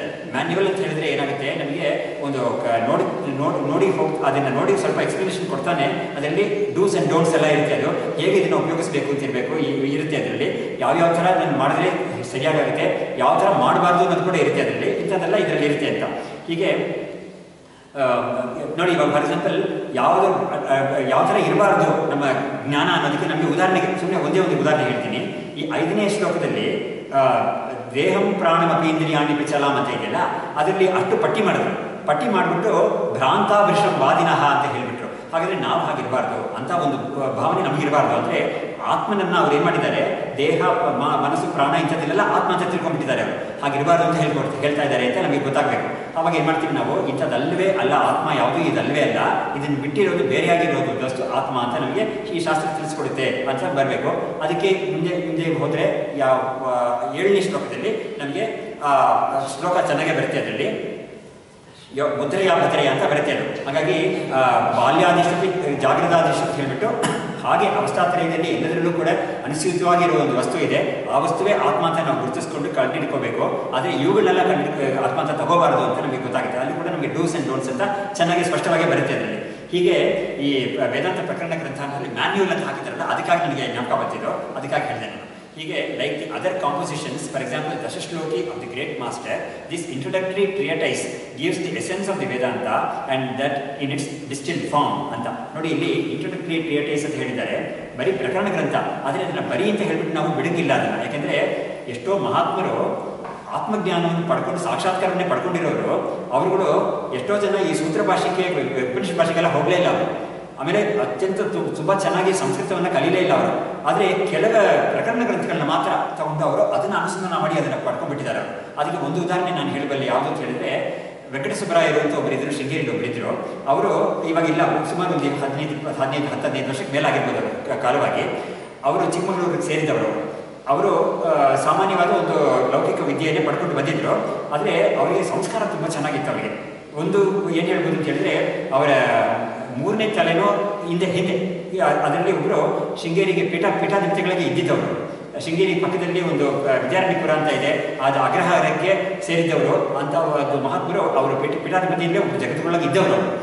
ಅವರು ಕಾಲಕ್ರಮೇಣ ಏನಾಗಿತ್ತು ಅಂತ ಹೇಳಿದ್ರೆ, ಅವರು ನಮ್ಮ ಇವಾಗ ಹಿಂದಿನ ಇವರಿಗೆ ಇರೋ ಜಗದ್ಗುರುಗಳಿಗೆ ಹಿಂದೆ ಅಭಿನವ ವಿದ್ಯಾತೀರ್ಥ ಸ್ವಾಮಿಗಳಿದ್ದರು ಜಗದ್ಗುರುಗಳಾಗಿ, ಅವರ ಪೂರ್ವಾಶ್ರಮದ ಒಂದು ಸಹೋದರಿಯ ಅಳಿಯನಾಗಿದ್ದರು ಇವರು. ಹಾಗೆ ಬಂದಿದ್ದರು. ಹಾಗಾಗಿ ಆ ಜಗದ್ಗುರುಗಳ ಹತ್ರ ಅವರಿಗೆ ಸ್ವಲ್ಪ ನಿಕಟವಾದ ಒಂದು ಸಂಪರ್ಕ ಬಂದಿತ್ತು. ಹಾಗೆ ಅವರು ಈ ವಿಷಯದಲ್ಲಿ ಕುತೂಹಲ ಸ್ವಲ್ಪ ತೋರಿಸಿದ್ರು. ಅಂದರೆ ಈ ವೇದಾಂತ ಶಾಸ್ತ್ರದಲ್ಲಿ ಸ್ವಲ್ಪ, ವೇದಾಂತದಲ್ಲಿ ಶಾಸ್ತ್ರ ಅಂತ ಹೇಳ್ತಾ ಇಲ್ಲ, ವೇದಾಂತದಲ್ಲಿ ಸ್ವಲ್ಪ ಕುತೂಹಲ ಇತ್ತು ಅವರಿಗೆ. ಗುರುಗಳು ಒಂದು ರೀತಿಯಾಗಿ ಉಪದೇಶ ಮಾಡಿದ್ರು. ತಿರ್ಗಾ ನನಗೆ ಸಂದರ್ಭ ವರ್ಷಾತ್ ಇದನ್ನು ಹೇಳಬೇಕು ಅಂತ ಅನ್ಕೊಂಡೆ. ಯಾಕಂದರೆ ಇದು ದಕ್ಷಿಣ ಸಂಬಂಧವಾಗಿ ಆ ಇನ್ಸಿಡೆಂಟ್ ಕೂಡ ಇದೆ. ಅವರಿಗೆ ಗುರುಗಳ ಒಂದು ಸಂದರ್ಭದಲ್ಲಿ ಚಾತುರ್ಮಾಸ್ಯ ಅಂತ ಸಂದರ್ಭಗಳಲ್ಲಿ ಗುರುಗಳು ಅಲ್ಲಿ ಪಾಠ ಮಾಡ್ತಾರೆ ಶೃಂಗೇರಿಯಲ್ಲಿ. 2 ತಿಂಗಳು ಆ ಸಮಯದಲ್ಲಿ 2 ತಿಂಗಳು ಅಲ್ಲೇ ಇರ್ತಾರಲ್ಲ ಸಾಮಾನ್ಯವಾಗಿ. ಅವಾಗ ಏನು ಮಾಡ್ತಾರೆ, ಪದ್ಧತಿ ಇತ್ತು, ಪಾಠ ಮಾಡೋ ಒಂದು ಪದ್ಧತಿ ಇತ್ತು. ಆ ಪಾಠ ಮಾಡುವಾಗ, ದಿವಸ ಪಾಠ ಮಾಡುವಾಗ ಕೆಲವರು ಲೌಕಿಕರು ಬಂದು ಕೂಡ್ತಾ ಇದ್ರು ಆ ಪಾಠಕ್ಕೆ. ಬೇಡ ಅಂತ ಹೇಳ್ತಾ ಇರಲಿಲ್ಲ, ಯಾಕಂದರೆ ಆಸಕ್ತಿ ಇದೆ ಅವರಿಗೆ, ಒಳ್ಳೆ ಸಂಸ್ಕಾರ ಬರುತ್ತೆ ಕರೆದು ಅದಕ್ಕೆ ಸೇರಿಸ್ಕೊಂಡು ಮಾಡ್ತಾಯಿದ್ರು. ಆವಾಗ ಆ ಥರ ಪಾಠ ಮಾಡ್ತಾ ಇದ್ದಾಗ, ಗುರುಗಳು ಪಾಠ ಮಾಡ್ತಾ ಇದ್ದಾಗ ದಕ್ಷಿಣಾಮೂರ್ತಿ ಸ್ತೋತ್ರವನ್ನು ಇಟ್ಕೊಂಡು ಮಾಡೋಕ್ಕೆ ಶುರು ಮಾಡಿದ್ರು ಅವರು. ಮೊದಲನೇ ಶ್ಲೋಕ ಅವ್ರು ಮಾಡಿ ಮುಗಿಸಿದ್ಮೇಲೆ ಅದಕ್ಕೆ ವೆಂಕಟಸುಬ್ಬರಾಯರು ಬಂದು ಕೂತಿದ್ರು ಪಾಠಕ್ಕೆ. ಅವಾಗ ಹೇಳಿದಂತೆ, ನಿನಗೆ ಇಷ್ಟೇ ಸಾಕು ಅಂತ ಹೇಳ್ಬಿಟ್ಟಿರುತ್ತೆ. ಈ ಒಂದು ಶ್ಲೋಕ ಮಾಡಿದ್ದೀನಲ್ಲ ಅಷ್ಟೇ ಸಾಕು ನಿನಗೆ ಅಂತ ಹೇಳ್ಬಿಟ್ಟಿರುತ್ತೆ ಅವರು. ಹಾಗಾಗಿ ಯಾಕಂದರೆ ಅವರು ಅವ್ರಿಗೆ ಗೊತ್ತಾಗಿದೆ ಇವರಿಗೆ ಒಂದು ಸ್ಥಿತಿಯಲ್ಲಿ ಹೇಗಿದ್ದಾರೋ ಅದಕ್ಕೆ ಅವ್ರಿಗೆ ಇಷ್ಟು ತಿಳ್ಕೊಂಡ್ರೆ ಸಾಕು ಅವರಿಗೆ, ಇದಕ್ಕೆ ಮೇಲೆ ಅದೆಲ್ಲ ಬೇಕೇ ಇಲ್ಲ ಅವರಿಗೆ, ಬೇಕಾಗಿದ್ದು ಇಲ್ಲೇ ಸಿಕ್ಬಿಡುತ್ತೆ ಅಂತ ಹೇಳಿದಂತೆ. ಆಮೇಲೆ ಯಾರೋ ಒಬ್ಬರು ಅದು ಇದಕ್ಕೆ ಸೇರಿದ್ದಲ್ಲ, ಅದು ಆ ಇನ್ಸಿಡೆಂಟ್ಗೆ ಈ ಇನ್ಸಿಡೆಂಟ್ಗೆ ಸೇರಿದ್ದಲ್ಲ ಅದು, ಬಟ್ ದಕ್ಷಿಣಾಮೂರ್ತಿ ಸ್ತೋತ್ರ ಪಾಠ ಹೇಳಿದ್ರಲ್ಲ ಅದಕ್ಕೆ ಸೇರಿದ್ದದು. ಆವಾಗ ಪಾಠ ಅವ್ರು ಹೇಳ್ತಾ ಇದ್ದಾಗ ಕೆಲವರೆಲ್ಲ ಪಂಡಿತರು ಬಂದಿರ್ತಾರೆ. ಅವಾಗ ಕೆಲವು ಸತಿ ಏನಾಗುತ್ತೆ, ಪಂಡಿತರು ಬಂದರೆ ಅದರಿಂದ ಒಂದು ರೀತಿಯಲ್ಲಿ ಒಳ್ಳೇದಾಗುತ್ತೆ, ಇನ್ನೊಂದು ರೀತಿಯಲ್ಲಿ ಸ್ವಲ್ಪ ತೊಂದರೆನೂ ಆಗುತ್ತೆ. ಹಾಗಾಗಿ ಒಬ್ರು ಏನು ಮಾಡಿದ್ರು, ಅವರು ನ್ಯಾಯಶಾಸ್ತ್ರ ತರ್ಕಶಾಸ್ತ್ರ ಎಲ್ಲ ಚೆನ್ನಾಗಿ ಕಲಿತಿದ್ದವರು, ಅವರು ಅದರ ಸಂಬಂಧವಾಗಿ ಏನೋ ಕೆಲವು ಪ್ರಶ್ನೆಗಳೆಲ್ಲ ಕೇಳಿದ್ರಂತೆ ಅವರು. ಆವಾಗ ಇವ್ರು ಏನು ಮಾಡಿದಂತೆ, ಗುರುಗಳು ನೋಡಿ ಇವಾಗ ನಾವು ಇಲ್ಲಿ ಪಾಠ ಮಾಡ್ತಾ ಇರೋದು ಅಂಥ ವಿಚಾರ ಎಲ್ಲ ದೀಪಕ್ಕೆ ಹೋಗಿ ಮಾಡಬೇಕಾಗಿರೋ ಒಂದು ಸಂದರ್ಭ ಇಲ್ಲ ಇದು. ಅದನ್ನು ಬೇಕಾದ್ರೆ ಮಾಡಬೇಕಾದ್ರೆ ಈ ದಕ್ಷಿಣಾಮೂರ್ತಿ ಸ್ತೋತ್ರ ಅಂತ ಮೊದಲನೇ ಶ್ಲೋಕ ಇದೆಯಲ್ಲ, ಆ ಒಂದು ಶ್ಲೋಕನ 14 ವರ್ಷ ಪಾಠ ಮಾಡ್ತೀನಿ ನಾನು ಅಂತ ಹೇಳಿರ್ತೇವೆ. ಪ್ರತಿ ದಿವಸ ನಾನು ಪಾಠ ಮಾಡ್ತೀನಿ, 14 ವರ್ಷ ಪಾಠ ಮಾಡ್ತೀನಿ. ಬೇಕಾದ್ರೆ ಅಂಥ ತರ್ಕ ಸಂಬಂಧಿತ ವಿಷಯಗಳೆಲ್ಲ ನಾವು ವಿವೇಚನೆ ಮಾಡಿ ಅದಕ್ಕೆ ಡೀಪಾಗಿ ಹೋಗಿ ನಾವು ಮಾಡಬೇಕಾದ್ರೆ ಅದು ಮಾಡ್ತೀನಿ ಅಂತ ಹೇಳಿದಿರುತ್ತೆ. ಹಾಗಾಗಿ ಅವ್ರ ಪಾಂಡಿತ್ಯ ಹೆಚ್ಚಿರ್ಬೋದು ಅಂತ ನಾವು ಸುಮ್ಮನೆ ಇದು ಮಾಡ್ಕೊಬೋದು, ಅವ್ರಿಗೆ ಎಷ್ಟೊಂದು ಸಾಮರ್ಥ್ಯ ಇರ್ಬೋದು ಅಂತ. ಉತ್ಪ್ರೇಕ್ಷ ನಮ್ಮ ಅಭಿನವ ವಿದ್ಯಾರ್ಥಿ ಮಹಾಸಂಘ. ಸೊ ಹೀಗೆ ಉತ್ಪ್ರೇಕ್ಷೆ ಇರ್ಬೋದು, ಇದ್ರೂ ಕೂಡ ಆ ಒಂದು ಹೇಳಬೇಕಾದ್ರೆ ಒಂದು ಇರಬೇಕಲ್ಲ. ಯಾಕಂದರೆ ಅವರೇನೆ ಆ ಗುರುಗಳೇನೆ ಅವ್ರ ಉಪನ್ಯಾಸ ಅಂತ ಏನಾದರೂ ಮಾಡಿದ್ರೆ ಅದು 15 ನಿಮಿಷ ಇರ್ಬೋದು, 5 ನಿಮಿಷ ಇರ್ಬೋದು, ಅಥವಾ 1 ಗಂಟೆ ಉಪನ್ಯಾಸ ಇರ್ಬೋದು, ಬೇಕಾದಷ್ಟು ಕೊಟೇಶನ್ಸ್ ಕೊಟ್ಟಿರ್ತಾರೆ ಅದರಲ್ಲಿ. ಸುಮ್ಮನೆ ಎರಿಸ್ತಾರೆ, ತೆಗೆದು ಬರ್ತಾನೆ ಇರುತ್ತೆ ಅವರಿಗೆ. ಯಾವ್ಯಾವ ಸಂದರ್ಭಕ್ಕೆ ಏನೇನು ಬೇಕೋ ಅದಕ್ಕೆಲ್ಲ ಬರ್ತಾ ಇರುತ್ತೆ, ಸಂಸ್ಕೃತ ಕೊಟೇಶನ್ ಬರ್ತಾನೆ ಇರುತ್ತೆ. ಆವಾಗ ಯಾರೋ ಒಬ್ಬರು ಅವ್ರ ಹತ್ರ ಏಕಾಂತದಲ್ಲಿ ಅವರು ಒಬ್ಬರೇ ಇದ್ದಾಗ ಪ್ರೈವೇಟ್ ಆಡಿಯನ್ಸ್ ಸಿಗುತ್ತಲ್ಲ, ಅಂಥ ಸಮಯದಲ್ಲಿ ಒಬ್ಬರು ಕೇಳಿದ್ರಂತೆ, ಗುರುಗಳೇ ಎಷ್ಟೊಂದು ಹೇಳ್ತಿರಲ್ಲ, ತಮಗೆ ಎಷ್ಟು ಶ್ಲೋಕ ಗೊತ್ತಿರ್ಬೋದು ಅಂತ ಕೇಳಿದಿರುತ್ತೆ. ಆವಾಗ ಗುರುಗಳು 1 ನಿಮಿಷ ಸುಮ್ಮನೆ ಇದ್ಬಿಟ್ಟು 1 ಲಕ್ಷ ಅಂತ ಹೇಳ್ತಿರುತ್ತೆ. 1 ಲಕ್ಷ ಗೊತ್ತಿರ್ಬೋದು ಅಂತ ಹೇಳ್ತಿರುತ್ತೆ. ಅದನ್ನು ನಾವೇನು ಹೇಳೋಣ, ಅದಕ್ಕೆ ಮಹಾಭಾರತದಲ್ಲಿ 1 ಲಕ್ಷ ಶ್ಲೋಕ ಅಂತ ಹೇಳಿದ್ದಾರೆ, ಆದರೆ ಅಂಥ ಒಂದು ಇದೈತೆ ಅವರಿಗೆ ಅಂತ. ಹೀಗೆ ನಾನು ಯಾವ್ದಕ್ಕೆ ಹೇಳಿದ್ರೆ, ಆ ವೆಂಕಟಸುಬ್ಬರಾಯರು ನನ್ನ ಹತ್ರ ಹೇಳಿದ್ದು, ನನಗೆ ಪರ್ಸನಲಾಗಿ ಅವ್ರು ಹೇಳಿದ್ರು ಶೃಂಗೇರಿಯಲ್ಲಿ. ಅವರು ಈ ನಿರ್ವಾಣ ಷಟ್ಕಂ ಅಂಥದ್ದೆಲ್ಲ ಇದೆಯಲ್ಲ, ಅಂತ ದಶಶ್ಲೋಕಿ ಅಂಥದ್ದನ್ನ ಹೇಳ್ಕೊಂಡು ಅವ್ರು ನಾನು ಅದನ್ನೇ ಅನುಷ್ಠಾನ ಮಾಡ್ಕೊಳ್ತಾ ಇದ್ದೆ. ನನಗೆ ಈ ಸೂತ್ರ ಭಾಷೆಗೆ ಅಥವಾ ಇಂಥದ್ದು ಉಪನಿಷತ್ ಭಾಷೆಗೆಲ್ಲ ನಾನು ಹೋಗಲೇ ಇಲ್ಲ, ನನಗೆಲ್ಲ ತಿಳಿಯೋದಿಲ್ಲ, ಅರ್ಥ ಮನಸ್ಸಿಗೆ ಆಗೋದೇ ಇಲ್ಲ, ಮನಸ್ಸಿಗೆ ಹೋಗೋದೇ ಇಲ್ಲ ಅಂತ ಹೇಳಿದ್ರು. ಹೀಗೆ ಕೆಲವರೆಲ್ಲ ಅದನ್ನು ಮಾತ್ರ ಇಟ್ಕೊಂಡೇ ಬಂದಿದ್ದಾರೆ. ಭಗವತ್ಪಾದರು ಕೂಡ ಇಂಥ ಶ್ಲೋಕಗಳು ದಶಶ್ಲೋಕಿ ಇತ್ಯಾದೆಲ್ಲ ಮಾಡಿರೋದು ಕೂಡ ಆ ಕಾರಣಕ್ಕೆ ಮಾಡಿರೋದು. ಯಾಕಂದರೆ ಅನುಸಂಧಾನಕ್ಕೆ ತುಂಬ ಮುಖ್ಯವಾಗಿದೆ, ಅನುಕೂಲವಾಗಿದೆ.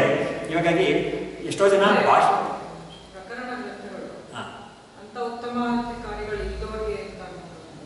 ಹೌದು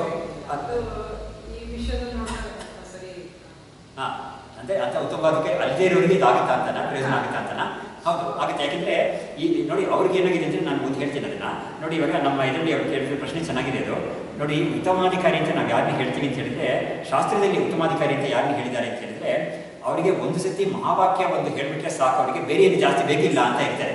ಬಟ್ ಅವ್ರಿಗೆ ಆ ಥರ ಸ್ಥಿತಿ ಯಾವುದಕ್ಕೆ ಹೇಗೆ ಬಂದಿದೆ ಅಂತ ಹೇಳಿದ್ರೆ, ಹಿಂದೆ ಅವರು ಬೇಕಾದಷ್ಟು ಕಸರತ್ತು ಮಾಡಿದ್ದಾರೆ, ಹಿಂದಿನ ಜನ್ಮಗಳಲ್ಲಿ ಮಾಡಿದ್ದಾರೆ. ಈ ಜನ್ಮದಲ್ಲಿ ಅವರಿಗೆ ಅಂಥ ಕಸರತ್ತು ಏನು ಬೇಕಿಲ್ಲ ಅವರಿಗೆ. ಹಾಗಾಗಿ ಅವರು ತುಂಬ ಪರಿಪಕ್ವವಾಗಿ ಬಂದ್ಬಿಟ್ಟಿದ್ದಾರೆ. ಒಂದು ಸ್ವಲ್ಪ ಅವರಿಗೆ ತೋರಿಸಿದ್ರೆ ಸಾಕಾಗಿದೆ. ಅಂಥವ್ರಿಗೆ ಇಂಥ ಒಂದು ಗ್ರಂಥಗಳು, ಪ್ರಕರಣ ಗ್ರಂಥಗಳೆಲ್ಲ ಅವರಿಗೆ ಸಿಕ್ಕಿದ್ರೆ ಅಷ್ಟೇ ಸಾಕಾಗ್ತಾ ಇತ್ತು ಅವರಿಗೆ. ಆದರೆ ಬಾಕಿ ಅವರಿಗೆ ಏನಾಗುತ್ತೆ ಅಂತ ಹೇಳಿದ್ರೆ, ಇದೇ ಪ್ರಕರಣ ಗ್ರಂಥಗಳೇ ಕೂಡ ಏನಾಗುತ್ತೆ ಅವರಿಗೆ ಮೇಲ್ಮಟ್ಟಕ್ಕೆ ಹೋಗೋಕ್ಕೆ ಪ್ರಯೋಜನವಾಗುತ್ತೆ. ಹಾಗಾಗಿ ಪ್ರಕರಣ ಗ್ರಂಥಗಳು ಅವ್ರಿಗೂ ಬೇಕಾಗುತ್ತೆ, ಬಾಕಿಯವ್ರಿಗೂ ಬೇಕಾಗುತ್ತೆ. ಅಂದರೆ ಉತ್ತಮಾಧಿಕಾರಿಗಳು ಅಲ್ಲದೇ ಇರೋರಿಗೆ ಕೂಡ ಇಂಥ ಪ್ರಕರಣ ಗ್ರಂಥಗಳು ಚೆನ್ನಾಗಿ ಪ್ರಯೋಜನವಾಗುತ್ತೆ. ಹೇಗೆಂದರೆ ಸ್ವಲ್ಪ ಮೇಲ್ಮಟ್ಟಕ್ಕೆ ಹೋಗಬೇಕಾಗುತ್ತೆ. ಇವಾಗ ನಾನು ಯಾಕೆ ಹೇಳ್ತೀನಿ ಅಂದರೆ, ಇವಾಗ ಒಂದೇ ಗ್ರಂಥವನ್ನೇ ನಾವು 4-5 ಸತಿ ಅಥವಾ ಒಂದು 3-4 ತಿಂಗಳು ಆದಮೇಲೆ ಮತ್ತೆ ಮತ್ತೆ ನೋಡುವಾಗ ನಮಗೆ ಎಷ್ಟೊಂದು ಅರ್ಥ ಅದರಲ್ಲಿ ಭಾಸವಾಗುತ್ತಲ್ವಾ. ಹೀಗೆ ಬಂದಾಗ ಏನಾಗುತ್ತೆ, ಇದೇ ಪ್ರಕರಣ ಗ್ರಂಥವೇ ಅವನು ಎಷ್ಟೋ ಸತಿ ನೋಡ್ಕೊಂಡು ಬಂದ ಮೇಲೆ ಯಾವುದಾದ್ರೂ ಒಂದು ಸತಿ ಅದರಿಂದ ಅವನಿಗೆ ಒಂದು ಫ್ಲ್ಯಾಶ್ ಆಗ್ಬೋದು, ಅದೇ ಒಂದು ಡೀಪ್ ಮೀನಿಂಗ್ ಅದರಿಂದ ಅವನಿಗೆ ಭಾಸವಾಗಬಹುದು. ಅದರಲ್ಲಿ ಅದೇ ಪ್ರಕರಣದಿಂದಲೇ, ಅದೇ ವಾಕ್ಯದಿಂದಲೇ, ಅದೇ ಶಬ್ದದಿಂದಲೇ ಆಗ್ಬೋದು ಅವನಿಗೆ. ಹೀಗೆಲ್ಲ ಆಗಕ್ಕೆ ಸಾಧ್ಯತೆ ಇದೆ. ನಮಗೆ ನಾವು ಸಾಮಾನ್ಯ ನಮ್ಮ ಅನುಭವಗಳು ಇಟ್ಕೊಂಡ್ರೆ ನಾವು ಇದನ್ನು ಹೇಳ್ಬೋದು. ಹೀಗೆ ನಮಗೆ ಇಂಥ ಒಂದು ಶಕ್ತಿ ಈ ಗ್ರಂಥಗಳಿಗೆಲ್ಲ ಇದೆ. ಹಾಗಾಗಿ ಕೆಲವರು ಏನು ಮಾಡ್ತಾರೆ, ಉಪನಿಷತ್ ಭಾಷೆಗಳು ಅದೆಲ್ಲ ಓದಿರೋರು, ಚೆನ್ನಾಗಿ ಅದರಲ್ಲಿ ಆಸಕ್ತಿ ಇರೋರು, ಆ ಸಾಮರ್ಥ್ಯನೂ ಇರೋರು ಆ ವಾಕ್ಯಗಳನ್ನ, ಭಗವತ್ಪಾದರ ವಾಕ್ಯಗಳೆಲ್ಲ ಇದೆಯಲ್ಲ, ಉಪನಿಷತ್ ವಾಕ್ಯಗಳು ಇದೆ. ಅದಕ್ಕೇನೆ ಕೌಪಿನ ಪಂಚಕಂ ಅಂತ ಇದೆಯಲ್ಲ, ಆ ಇದರಲ್ಲಿ ಒಂದು ಶ್ಲೋಕ ಅದು ಪ್ರಾರಂಭವಾಗಲೇ ವೇದಾಂತ ವಾಕ್ಯೇಶು ಸದಾ ರಮಂತಹ ಅಂತ ಬರುತ್ತೆ. ಅದು ವೇದಾಂತ ವಾಕ್ಯಗಳು ಅಂದರೆ ಉಪನಿಷತ್ ವಾಕ್ಯಗಳು, ಅದರಲ್ಲಿ ಯಾವಾಗಲೂ ಅವರಿಗೆ ರಮಿಸ್ತಾ ಇರ್ತಾರೆ ಅವರು ಅಂತ. ಹಾಗಾಗಿ ಅನುಸಂಧಾನ ಅವರು ಹಾಗೆ ಮಾಡ್ತಾ ಇರ್ತಾರೆ ವಾಕ್ಯಗಳು ಇಟ್ಕೊಂಡು. ಅಥವಾ ಕೆಲವರು ಏನು ಮಾಡ್ತಾರೆ, ಅದನ್ನು ಇಟ್ಕೊಂಡಿರ್ತಾರೆ, ಭಗವತ್ಪಾದರ ಭಾಷೆಗಳೇ ಇದೆಯಲ್ಲ ಅದನ್ನು ಪರಿಚಯ ಇರ್ತಾರೆ, ಚೆನ್ನಾಗಿ ಒಳ್ಳೆ ಪಂಡಿತರಾಗಿರ್ತಾರೆ ಅವರು. ಅಂಥವ್ರನ್ನ ಏನಾಗುತ್ತೆ, ಅವರು ಏನಾದರೂ ತುಂಬ ತೀವ್ರವಾಗಿ ಅನುಸಂಧಾನ ಸಾಧನೆ ಮಾಡೋಕ್ಕೆ ಅಂತ ಹೇಳಿದರೆ, ಅಥವಾ ಸನ್ಯಾಸವೇ ತಗೊಂಡು ಅವ್ರು ಇದನ್ನು ಮಾಡಬೇಕಾಗಿದ್ರೆ ಅವ್ರು ಏನು ಮಾಡ್ತಾರೆ, ಭಾಷೆ ವಾಕ್ಯಗಳೆಲ್ಲ ಇದೆಯಲ್ಲ ಎಷ್ಟೊಂದು, ನಮಗೇನೆ ಭಾಷೆ ವಾಕ್ಯಗಳು ಕೆಲವೆಲ್ಲ ಶಂಕರ ನಮ್ಮ ಮೇಷ್ಟ್ರು ಹೇಳ್ಕೊಟ್ಟಿದ್ದಾರೆ, ಅದನ್ನು ಗಟ್ ಮಾಡಿ ಅಂತ ಹೇಳಿದ್ದಾರೆ, ನಮಗೆ ಹೇಳ್ಕೊಳ್ಳಿ ಅಂತ ಹೇಳಿದ್ದಾರೆ. ಹೀಗೆ ಅವರಿಗೆ ಇನ್ನೂ ಎಷ್ಟೋ ಕೂಡ ತಿಳಿದಿರುತ್ತೆ, ಅದನ್ನು ಕೂಡ ಹೇಳ್ಕೊಳ್ತಾ ಇರ್ತಾರೆ ಅವರು. ಹಾಗೂ ಕೂಡ ಅವರಿಗೆ ಅನುಸಂಧಾನ ನಡೆಯುತ್ತೆ.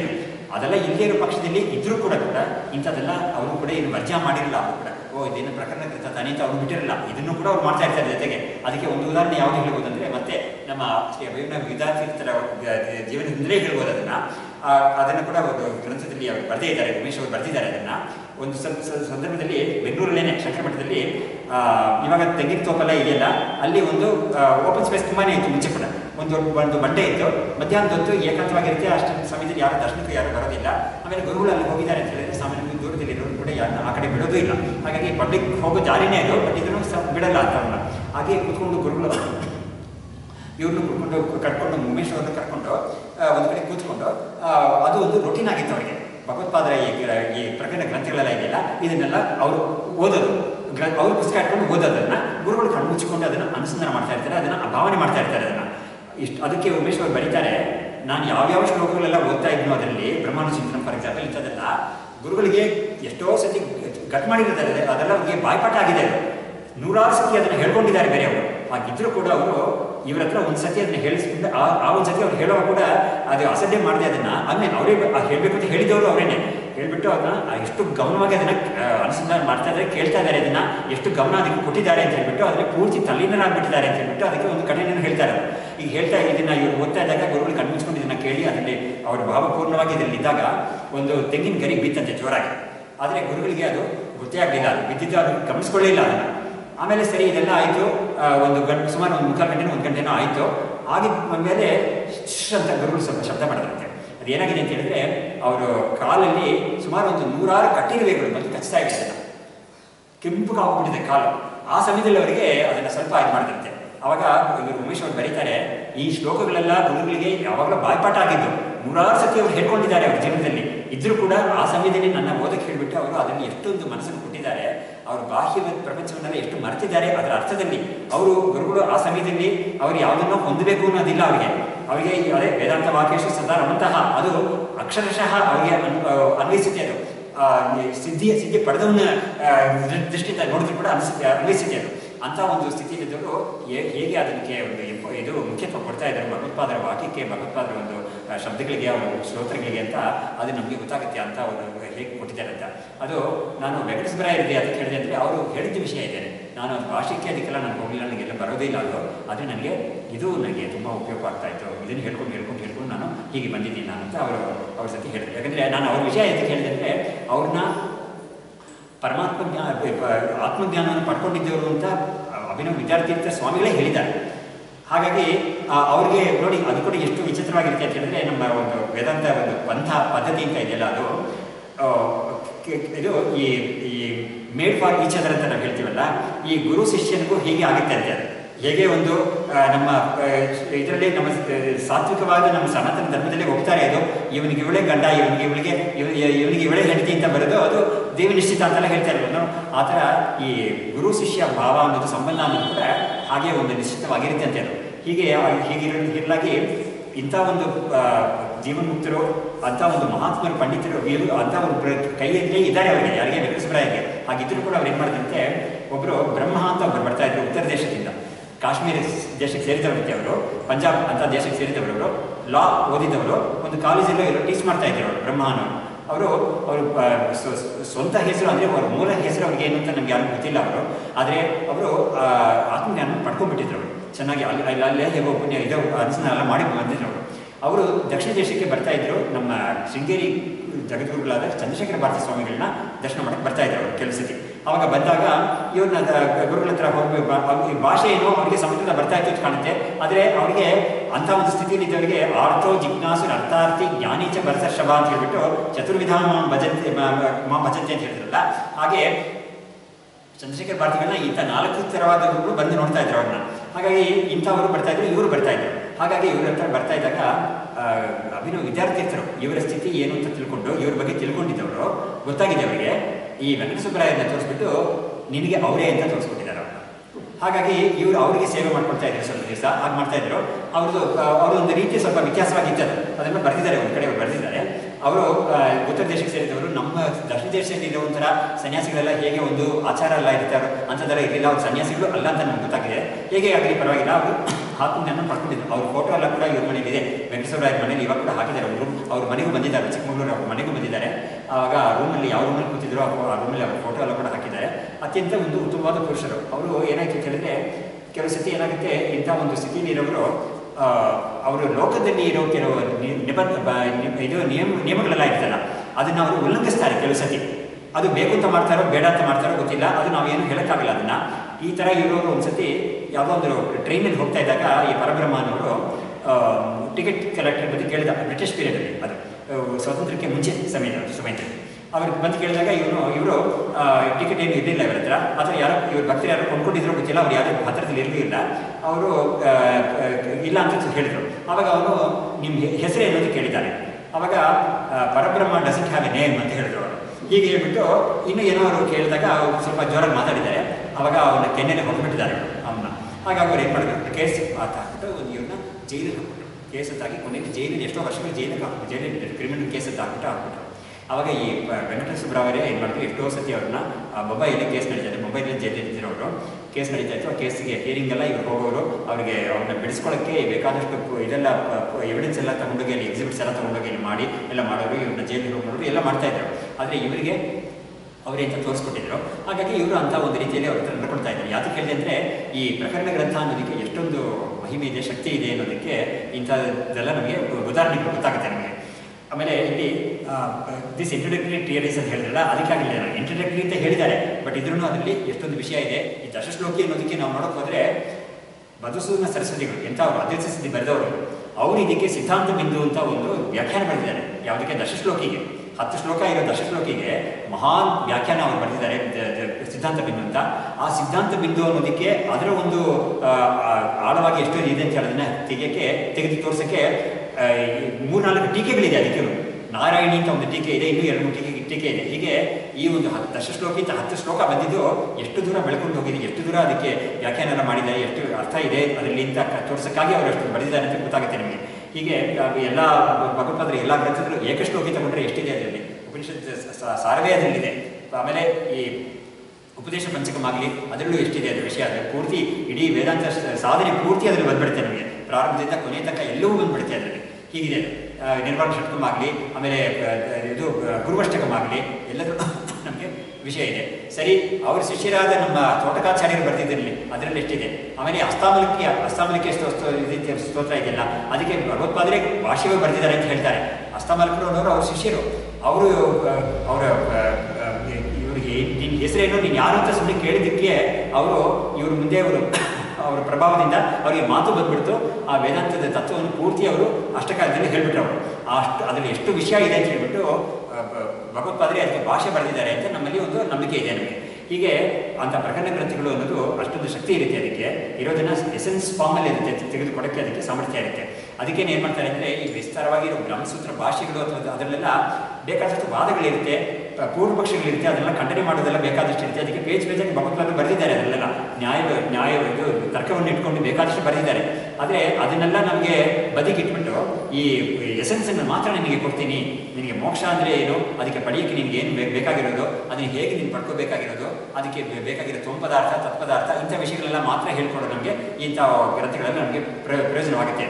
ಇವಾಗ ಮುಂದಕ್ಕೆ ಅದನ್ನೆಲ್ಲ ಈ ಅನುಬಂಧ ಚತುಷ್ಟಯ ಅನ್ನೋದೆಲ್ಲ ಹೇಗೆ ಇದರಲ್ಲಿ ಬಂದಿದೆ ಅನ್ನೋದನ್ನು, ಆಮೇಲೆ ಈ ವೇದಾಂತ ಪ್ರಕರಣ ಗ್ರಂಥ ಅನ್ನೋದು ಹೇಗೆ ಇದನ್ನು ಇದು ಎಸ್ಟಾಬ್ಲಿಷ್ ಆಗುತ್ತೆ ಇದರಲ್ಲಿ ಅನ್ನೋದನ್ನೆಲ್ಲ ಮುಂದಕ್ಕೆ ಹೇಳ್ತಾರೆ ಅವರು.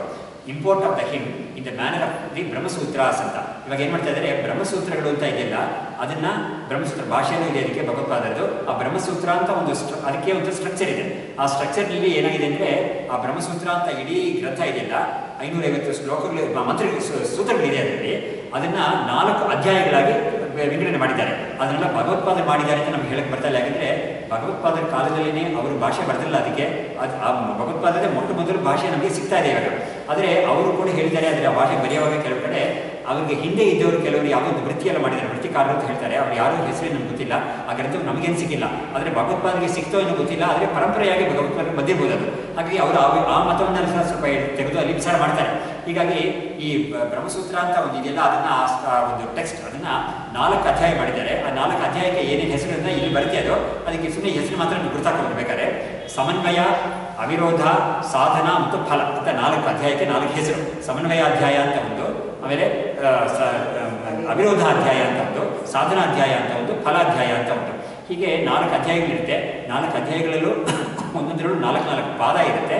4 ಪಾದಗಳಲ್ಲೂ ಕೂಡ ಒಂದೊಂದು ಪಾದದಲ್ಲೂ ಬೇಕಾದಷ್ಟು ಅಧಿಕರಣಗಳಿರುತ್ತೆ. ಹೀಗೆ ಅದು ಡಿವೈಡ್ ಆಗಿರುತ್ತೆ ಈ ಬ್ರಹ್ಮಸೂತ್ರ ಅನ್ನೋದು. ಹೀಗೆ ಅದರಲ್ಲಿ ಈ 4 ಅಧ್ಯಾಯ ಇದೆಯಲ್ಲ, ಈ ಅಧ್ಯಾಯದನ್ನ 4 ಹೇಗೆ ಅದಕ್ಕೆ ಒಂದು ಹೆಸರು ಕೊಟ್ಟಿದ್ದೀವಲ್ಲ, ಆ ಹೆಸರುಗಳನ್ನ ಇಲ್ಲಿ ಏನು ಮಾಡ್ತಾ ಇದ್ದಾರೆ, ಈ 10 ಶ್ಲೋಕಗಳಿಗೆ ಅದನ್ನ ಅನ್ವಯಿಸಿ ತೋರಿಸ್ತಾ ಇದ್ದಾರೆ ಈ ಭಾಗದಲ್ಲಿ. ಅದನ್ನು ಮಾಡ್ತಾ ಇದ್ದಾರೆ.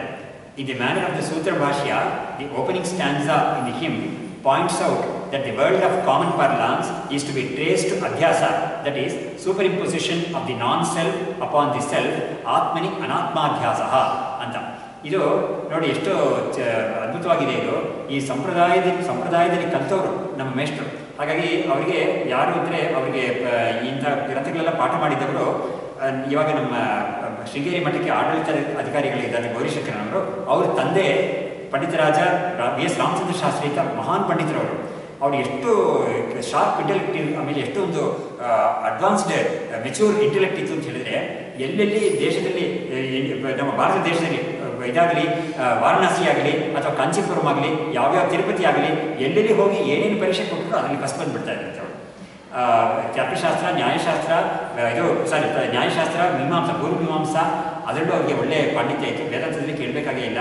ಇದರಲ್ಲೆಲ್ಲ ಅವರಿಗೆ ಚೆನ್ನಾಗಿತ್ತು. ಆಯಾ ಶಬ್ದಗಳಲ್ಲಿ ಸಬ್ಜೆಕ್ಟ್ಸಲ್ಲಿ ಎಲ್ಲೆಲ್ಲೂ ಹೋಗಿ ಮಾಡ್ತಾಯಿದ್ರು. ಹೀಗೆ ಅವರ ತಂದೆಯವರು ನಮ್ಮ ಚಂದ್ರಶೇಖರ ಭಾರತಿಗಳಿಗೆ ಪಾಠ ಹೇಳಿದ್ದವರು. ಚಂದ್ರಶೇಖರ ಭಾರತಿಗಳು ಈ ರಾಮಚಂದ್ರ ಶಾಸ್ತ್ರಿಗಳಿಗೆ ಪಾಠ ಹೇಳಿದ್ದವರು. ಆಮೇಲೆ ಅಭಿನವ ವಿದ್ಯಾರ್ಥಿಗಳನ್ನ ಪೀಠಕ್ಕೆ ತಗೊಂಡಾಗ ರಾಮಚಂದ್ರ ಶಾಸ್ತ್ರಿಗಳ ಕೈಯಲ್ಲಿ ಅವರಿಗೆ ಪಾಠ ಹೇಳಿಸಿದವರು. ಅಂಥವ್ರ ಹತ್ರ ನಮ್ಮ ಮೇಷ್ಟ್ರು ಚಂದ್ರಶೇಖರ ಭಾರತಿಗಳ ಹತ್ರ ಹೋಗಿ ಅವ್ರ ಹತ್ರ ಹೋಗಿ ಅವ್ರ ಹತ್ರ ಒಂದು ಉಪದೇಶ ಪಡ್ಕೋಬೇಕು ಅಂತ ಹೋದಾಗ ಅವರು ಇವ್ರನ್ನ ಆದೇಶ ಮಾಡಿದ್ರು, ರಾಮಚಂದ್ರ ಶಾಸ್ತ್ರಿಗಳ ಹತ್ರ ನೀನು ವೇದಾಂತ ಶಾಸ್ತ್ರ ಆಗೋದು, ಆಮೇಲೆ ವಿರೂಪಾಕ್ಷ ಶಾಸ್ತ್ರಿ ಅಂತ ಇನ್ನೂ ಒಬ್ಬರಿಬ್ಬರಿದ್ರು ಬೆಂಗಳೂರಲ್ಲಿ. ಯಾಕಂದರೆ ಇವರು ಬೆಂಗಳೂರಿನವರು ಅಂತ ಗೊತ್ತಿತ್ತು. ಬೇರೆ ಯಾವುದೋ ಊರಲ್ಲಿ ಹೋಗ್ಬಿಟ್ಟು ಇನ್ನೆಲ್ಲ ಹೋಗೋಕ್ಕೆ ಸಾಧ್ಯವಿಲ್ಲ. ಯಾಕಂದರೆ ಇವರು ಗೊತ್ತಿತ್ತು ಈ ಲೌಕಿಕದಲ್ಲಿದ್ದಾರೆ, ಇವರು ಮನೆಯವನ್ನೆಲ್ಲ ಕಾಪಾಡಬೇಕು ಅಂತ ಇವ್ರಿಗೊಂದು ಕರ್ತವ್ಯ ಇತ್ತು ಅಂತ ಒಂದು ದೊಡ್ಡ ಹನುಮಂತರ ಮನೆ ಅಲ್ಲ ಇತ್ತು. ಹಾಗಾಗಿ ಕೆಲಸ ಆದರೂ ಬಿಟ್ಬಿಟ್ಟು ನೀನೆಲ್ಲ ಹೋಗೋಕ್ಕಾಗಲ್ಲ ಅಂತ ಸ್ವಾಮಿಗೆ ಗೊತ್ತು. ಹಾಗಾಗಿ ಇವ್ರನ್ನ ಬೆಂಗಳೂರಲ್ಲಿ ಇಟ್ಕೊಂಡು ಇಂಥವ್ರೆಲ್ಲ ಇದ್ದಾರೆ, ಇವ್ರ ಹತ್ರ ನೀನು ಪಾಠ ಮಾಡ್ಕೊಂಡ್ರೆ ಅನುಭವಕ್ಕೆ ಬರುತ್ತೆ ನಿನಗೆ ಅಂತಲೂ ಹೇಳ್ಕೊಟ್ಟಿದ್ದಾರೆ ಅವರಿಗೆ. ಹೀಗಾಗಿ ಇವರು ಮಾಡಿಕೊಂಡ್ರು. ಈ ರಾಮಚಂದ್ರ ಶಾಸ್ತ್ರಿಗಳ ಹತ್ರ ಇವರು ಪಾಠ ಮಾಡಿಕೊಂಡು ಯಾವ್ದು ಹೇಳಕ್ಕೆ ಬಂದೆ ಅಂದರೆ, ಆ ಸಂಪ್ರದಾಯದಲ್ಲಿ ಬಂದವರು ಆ ಸಂಪ್ರದಾಯದಲ್ಲಿ ಹೇಗೆ ಹೇಳ್ಕೊಟ್ಟಿದ್ದಾರೋ ಅದನ್ನು ಅವರು ಚೆನ್ನಾಗಿ ಗ್ರಹಣ ಮಾಡ್ಕೊಂಡು ಬಿಟ್ಟಿದ್ದಾರೆ. ಅದನ್ನು ಯಾವ ಸಂದರ್ಭದಲ್ಲೂ ಅದು ಚಾಚು ತಪ್ಪದೇ ಹೇಳ್ಬಿಡ್ತಾರೆ. ಅದನ್ನು ಇಲ್ಲಿ ಅದನ್ನು ಹೇಳಕ್ಕೆ ಹೇಳಿದ್ದಾರೆ ಅಂತ ನನಗೆ ಅದಕ್ಕೊಂದು ಇಂಡಿಕೇಶನ್ ಸಿಗ್ತಾ ಇದೆ ನನಗೆ. ಅದಕ್ಕಾಗಿ ನಾನು ಹೇಳಿದೆ. ಅದು ಯಾವುದು ಅಂತ ಹೇಳಿದ್ರೆ, ಭಗವತ್ಪಾದರು ಈ ಸೂತ್ರ ಭಾಷೆಯಲ್ಲಿ ಅಧ್ಯಾಸ ಭಾಷೆ ಅಂತ ಒಂದು ಪ್ರಾರಂಭದಲ್ಲಿ ಒಂದು ಬರೀತಾರಲ್ಲ, ಯಾತಕ್ಕೆ ಅವರು ಬರೆದರು ಅಂತ ಒಂದು ಪ್ರಶ್ನೆ ಬರುತ್ತೆ. ಅದ್ವೈತ ಇತರ ಮತಗಳಲ್ಲಿ ಅದನ್ನು ಪ್ರಶ್ನೆ ಮಾಡಿದ್ದಾರೆ. ವೇದವ್ಯಾಸರು ಸೂತ್ರ ಭಾಷೆಗಳೆಲ್ಲ ಸೂತ್ರವನ್ನು ಒಂದೊಂದಾಗಿ ಅವರು ಬರ್ಕೊಂಡು ಹೋದರು. ಅದರಲ್ಲಿ ಅಥಾತೋ ಬ್ರಹ್ಮಜಿಜ್ಞಾಸ ಅಂತ ಇವರು ಪ್ರಾರಂಭ ಮಾಡಿಕೊಂಡು ಹೋಗಿರುವಾಗ ಇವರೇನು ಬಂದು ಇವರು ಅದೇ ಅಥಾತೋ ಬ್ರಹ್ಮಜಿಜ್ಞಾಸ ಅಂತ ಒಂದು ಸೂತ್ರಕ್ಕೆ ಭಾಷೆ ಬರೋಕ್ಕೆ ಮುಂಚೆನೆ ಇವ್ರದ್ದು ಒಂದು ಇದು ತೋರಿಸಿದ್ದಾರೆ, ಇವರು ಕೈವಾಡ ತೋರಿಸಿದ್ದಾರೆ ಇಲ್ಲಿ ಅಂತ ಆಪಾದನೆ ಮಾಡ್ತಾರೆ. ಆದರೆ ಇದನ್ನ ನಮ್ಮ ಇವಾಗಿರೋ ಮಣಿಗ್ರಹ ಶಾಸ್ತ್ರಿಗಳು ಏನು ಮಾಡಿದ್ದಾರೆ, ಅದಕ್ಕಿಂತ ಒಂದು ಭಾಷಣ ಕೊಟ್ಟಿದ್ದಾರೆ ಚೆನ್ನೈಯಲ್ಲಿ ಒಂದು ಸತಿ ಕೊಟ್ಟು, ತಮಿಳಲ್ಲಿ ಇದೆ ಅದು. ಅದನ್ನು ಸದ್ಯದಲ್ಲಿನೇ ಇಂಗ್ಲೀಷಿಗೆ ಟ್ರಾನ್ಸ್ಲೇಟ್ ಮಾಡಿದ್ದೀನಿ ಸಂಪೂರ್ಣವಾಗಿ. ಸುಮಾರು ಒಂದು 20-25 ಪೇಜ್ ಬಂದಿದೆ. ಅದನ್ನು ಸ್ವಲ್ಪ ದಿವಸ ಪ್ರಕಟಣೆ ಮಾಡ್ತೀವಿ ಅದನ್ನು. ಆದರೆ ಏನು ಹೇಳಕ್ಕೆ ಬಂದೆ ಅಂದರೆ, ಅದರಲ್ಲಿ ಅವರು ಎಷ್ಟು ಚೆನ್ನಾಗಿ ಹೇಳಿದ್ದಾರೆ ಅಂತ ಹೇಳಿದ್ರೆ, ಈ ಒಂದು ಬ್ರಹ್ಮಸೂತ್ರ ಭಾಷೆಗೆ ಬ್ರಹ್ಮಸೂತ್ರ ಅನ್ನೋದು ವೇದಾಂತ ಶಾಸ್ತ್ರ. ಈ ಶಾಸ್ತ್ರ ಅನ್ನೋದು ಆರಂಭ ಮಾಡಬೇಕಾ ಇಲ್ವಾ ಅಂತ ಒಂದು ಪ್ರಶ್ನೆ ಮೊಟ್ಟ ಮೊದಲೇ ಬರುತ್ತೆ. ಇವಾಗ ಹೇಗೆ ಒಂದು ಗ್ರಂಥ ಬರೀತಾ ಇದ್ದಾರೆ ಅಂತ ಹೇಳಿದ್ರೆ, ಯಾತಿಗೆ ಇವನಿಗೆ ಈ ಗ್ರಂಥ ಬರೀತಾ ಇದ್ದಾರೆ, ಈ ವಿಷಯ ಬೇಕಾದಷ್ಟು ಎಲ್ಲೆಲ್ಲೋ ಎಷ್ಟೋ ಜನ ಹೇಳಿದ್ದಾರೆ, ಹೇಗಿರುವಾಗ ಇವನು ಯಾತಿಗೆ ಇದನ್ನು ಬರೀತಾನೆ ಅಂತ ಬರುತ್ತೆ. ಇದನ್ನ ನಮ್ಮ ರಘುವಂಶದಲ್ಲಿ ಕಾಳಿದಾಸ ಅದನ್ನು ಹೇಳ್ತಾನೆ. ಆರಂಭದಲ್ಲೇನೆ ಅವನು ಹೇಳ್ತಾನೆ, ರಾಮನ ಕಥೆಯನ್ನು ಬೇಕಾದಷ್ಟು ಜನ ಹೇಳಿದ್ದಾರೆ, ನನಗೆ ಹಿಂದೆ ಬೇಕಾದಷ್ಟು ಜನ ಹೇಳಿದ್ದಾರೆ, ಅದನ್ನು ದೊಡ್ಡ ದೊಡ್ಡ ಕವಿತೆಗಳನ್ನ ಹೇಳಿದ್ದಾರೆ, ನನಗೇನದನ್ನು ಹೇಳೋಕ್ಕೆ ಯೋಗ್ಯತೆ ಏನು ಇಲ್ವೇ ಇಲ್ಲ, ಆದರೂ ಕೂಡ ನಾನು ಇದನ್ನು ಯಾತಿಗೆ ಕೈ ಹಾಕ್ತೀನಿ ಅಂತ ಅವನು ಜಸ್ಟಿಫಿಕೇಶನ್ ಮಾಡ್ತಾನೆ ಅದನ್ನು ಚೆನ್ನಾಗಿ.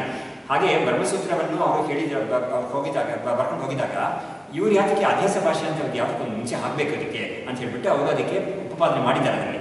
ಆಗ ಅವ್ರು ಹೇಳ್ತಾರೆ, ನೋಡು, ಈ ಶಾಸ್ತ್ರ ಅಂತ ಬಂದಾಗ ಶಾಸ್ತ್ರ ಯಾತಕ್ಕೆ ಪ್ರಾರಂಭ ಮಾಡಬೇಕು ಅಂತ ಒಂದು ಪ್ರಶ್ನೆ ಬರುತ್ತೆ. ಶಾಸ್ತ್ರ ಪ್ರಾರಂಭ ಮಾಡಬೇಕು ಅಂತ ಜಸ್ಟಿಫೈ ಮಾಡಿ ತೋರಿಸ್ಬೇಕಾಗಿದೆ ಪ್ರಾರಂಭದಲ್ಲೇನೆ. ಅಷ್ಟು ತೋರ್ಸಕ್ಕೆ ಸೂತ್ರಕ್ಕೆ ಸಾಮರ್ಥ್ಯ ಇಲ್ಲ, ಸೂತ್ರಕ್ಕೆ ಕಾಂಟೆಕ್ಸ್ಟ್ ಇಲ್ಲ.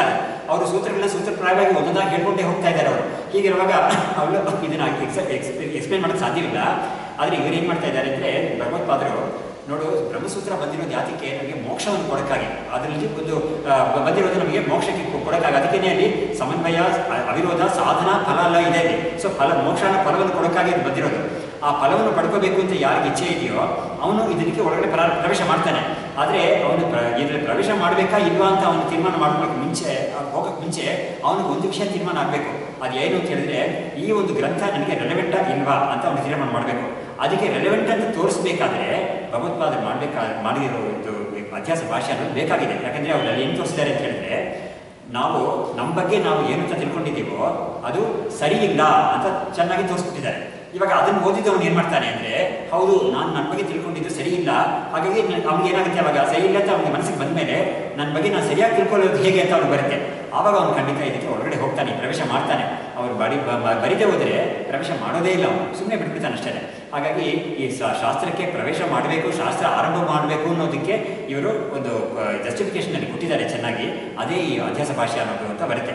ಆ ವಿಷಯವನ್ನೇ ತಗೊಂಡು ಇವರು ಮೆಸ್ಟ್ ಈ ಪುಸ್ತಕದಲ್ಲಿ ಹಾಕಿದ್ದಾರೆ. ಅದಕ್ಕಾಗಿ ನನಗೆ ಜ್ಞಾಪಕ ಬಂತು, ಆ ಅಧ್ಯಾಸ ಭಾಷೆ, ಅಧ್ಯಾಸ ಅನ್ನೋದು ಯಾತಕ್ಕೆ ಈ ಶಾಸ್ತ್ರ ಪ್ರಾರಂಭದಲ್ಲೇ ಯಾಕೆ ಬೇಕದು.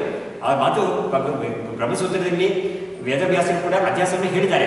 ಅದಕ್ಕೆ ಅಂತ ಒಂದು ಸ್ಪೀಚ್ ಕೊಟ್ಟಿದ್ದಾರೆ ಮಣಿಗ್ರಹ ಶಾಸ್ತ್ರಿಗಳು. ಈ ಸೂತ್ರಗಳಲ್ಲಿ ಅಧ್ಯಾಸ ಅನ್ನೋದು ಎಷ್ಟು ಕಡೆ ಬರುತ್ತೆ ಅನ್ನೋದನ್ನ ಸೂಚನೆ ಮಾಡಿದ್ದಾರೆ ಅನ್ನೋದನ್ನ, ಅದ್ರ ಬಗ್ಗೆನೇ ಒಂದು ಸ್ಪೀಚ್ ಕೊಟ್ಟಿದ್ದಾರೆ. ಅಷ್ಟು ಸಾಮರ್ಥ್ಯ ಇದೆ ಅವರಿಗೆ, ಅಷ್ಟು ಚೆನ್ನಾಗಿ ನೋಡಿದ್ದಾರೆ ಈ ಶಾಸ್ತ್ರವನ್ನು, ಕೂಲಂಕಷವಾಗಿ ನೋಡಿದ್ದಾರೆ ಚೆನ್ನಾಗಿ. ಹಾಗಾಗಿ ಅವರಿಗೆ ಇದರಲ್ಲಿ ರಿಸರ್ಚ್ ಟಾಪಿಕ್ಸ್ ಅಂತ ಬರ್ತಲ್ಲ, ಅದೆಲ್ಲ ಅವರಿಗೆ ಮನಸ್ಸಿಗೆ ಭಾಸವಾಗುತ್ತೆ. ಯಾತಕ್ಕೆ ಹೇಳ್ತೀನಿ ಅಂತ ಹೇಳಿದ್ರೆ, ಈ ಒಳ್ಳೆಯ ಒಂದು ಇಂಟೆಲೆಕ್ಟಲ್ಲಿ ಚೆನ್ನಾಗಿ ಅದನ್ನು ಪ್ರವರ್ತಿಸೋರು ಅಂತ ಹೊಸ ಇದೆಲ್ಲ ನೋಡ್ತಾರೆ ಅವರು. ಇದು ಮುಂಚೆ ಯಾರು ಪ್ರವೃತ್ತಿ ಮಾಡದೇ ಇರೋ ಕೆಲವು ವಿಷಯಗಳೆಲ್ಲ ಅವರಿಗೆ ಕಂಡು ಬೀಳುತ್ತೆ ಅದು. ಹಾಗಾಗಿ ಅವರಿಗೆ ಆ ಸಾಮರ್ಥ್ಯ ಇರುತ್ತೆ. ಅದನ್ನು ನಮ್ಮ ಮೇಷ್ಟ್ರು ಸರ್ ಸಿ ವಿ ರಾಮನ್ ವಿಷಯದಲ್ಲಿ ಹೇಳೋರು. ಸರ್ ಸಿ ವಿ ರಾಮನೇನು ಈ ಶಾಸ್ತ್ರಕ್ಕೆ ಏನು ಬಂದಿಲ್ಲ ಅವರು, ಆದರೂ ಕೂಡ ಅವ್ರು ಯಾವ ಶಾಸ್ತ್ರದಲ್ಲಿ ಇದ್ರೋ ಆ ಶಾಸ್ತ್ರದಲ್ಲಿ ಅವ್ರಿಗೆ ಎಷ್ಟೊಂದು ಇದು ಪ್ರಾವೀಣ್ಯ ಆಯಿತು ಅನ್ನೋದನ್ನು ತೋರಿಸೋರು ಅವರು. ಅವ್ರು ಹೇಳೋರು ನಮ್ಮ ಮೇಷ್ಟ್ರು, ಈ ಸರ್ ಸಿ ವಿ ರಾಮನ್ ಅವರಿಗೆ ಆ ಸಮಯದಲ್ಲಿ ಇಂಡಿಯನ್ ಇನ್ಸ್ಟಿಟ್ಯೂಟ್ ಆಫ್ ಸೈನ್ಸ್ಗೆ ಡೈರೆಕ್ಟರ್ ಆಗಿದ್ದರು. ಅವಾಗ ಅವರಿಗೆ ಅಲ್ಲೇ ಒಂದು ಡೈರೆಕ್ಟರ್ಗೆ ಕ್ವಾರ್ಟರ್ಸ್ ಕೊಡ್ತಾರೆ, ಅಲ್ಲೇ ಇರ್ತಾರೆ ಅವರು. ಅದು ದೊಡ್ಡ ಸ್ಪ್ರಾಲಿಂಗ್ ಕಾಂಪ್ಲೆಕ್ಸ್, ಅದು ಅಷ್ಟು ಚೆನ್ನಾಗಿರುತ್ತೆ, ದೊಡ್ಡದಾಗಿರುತ್ತೆ ಅದು.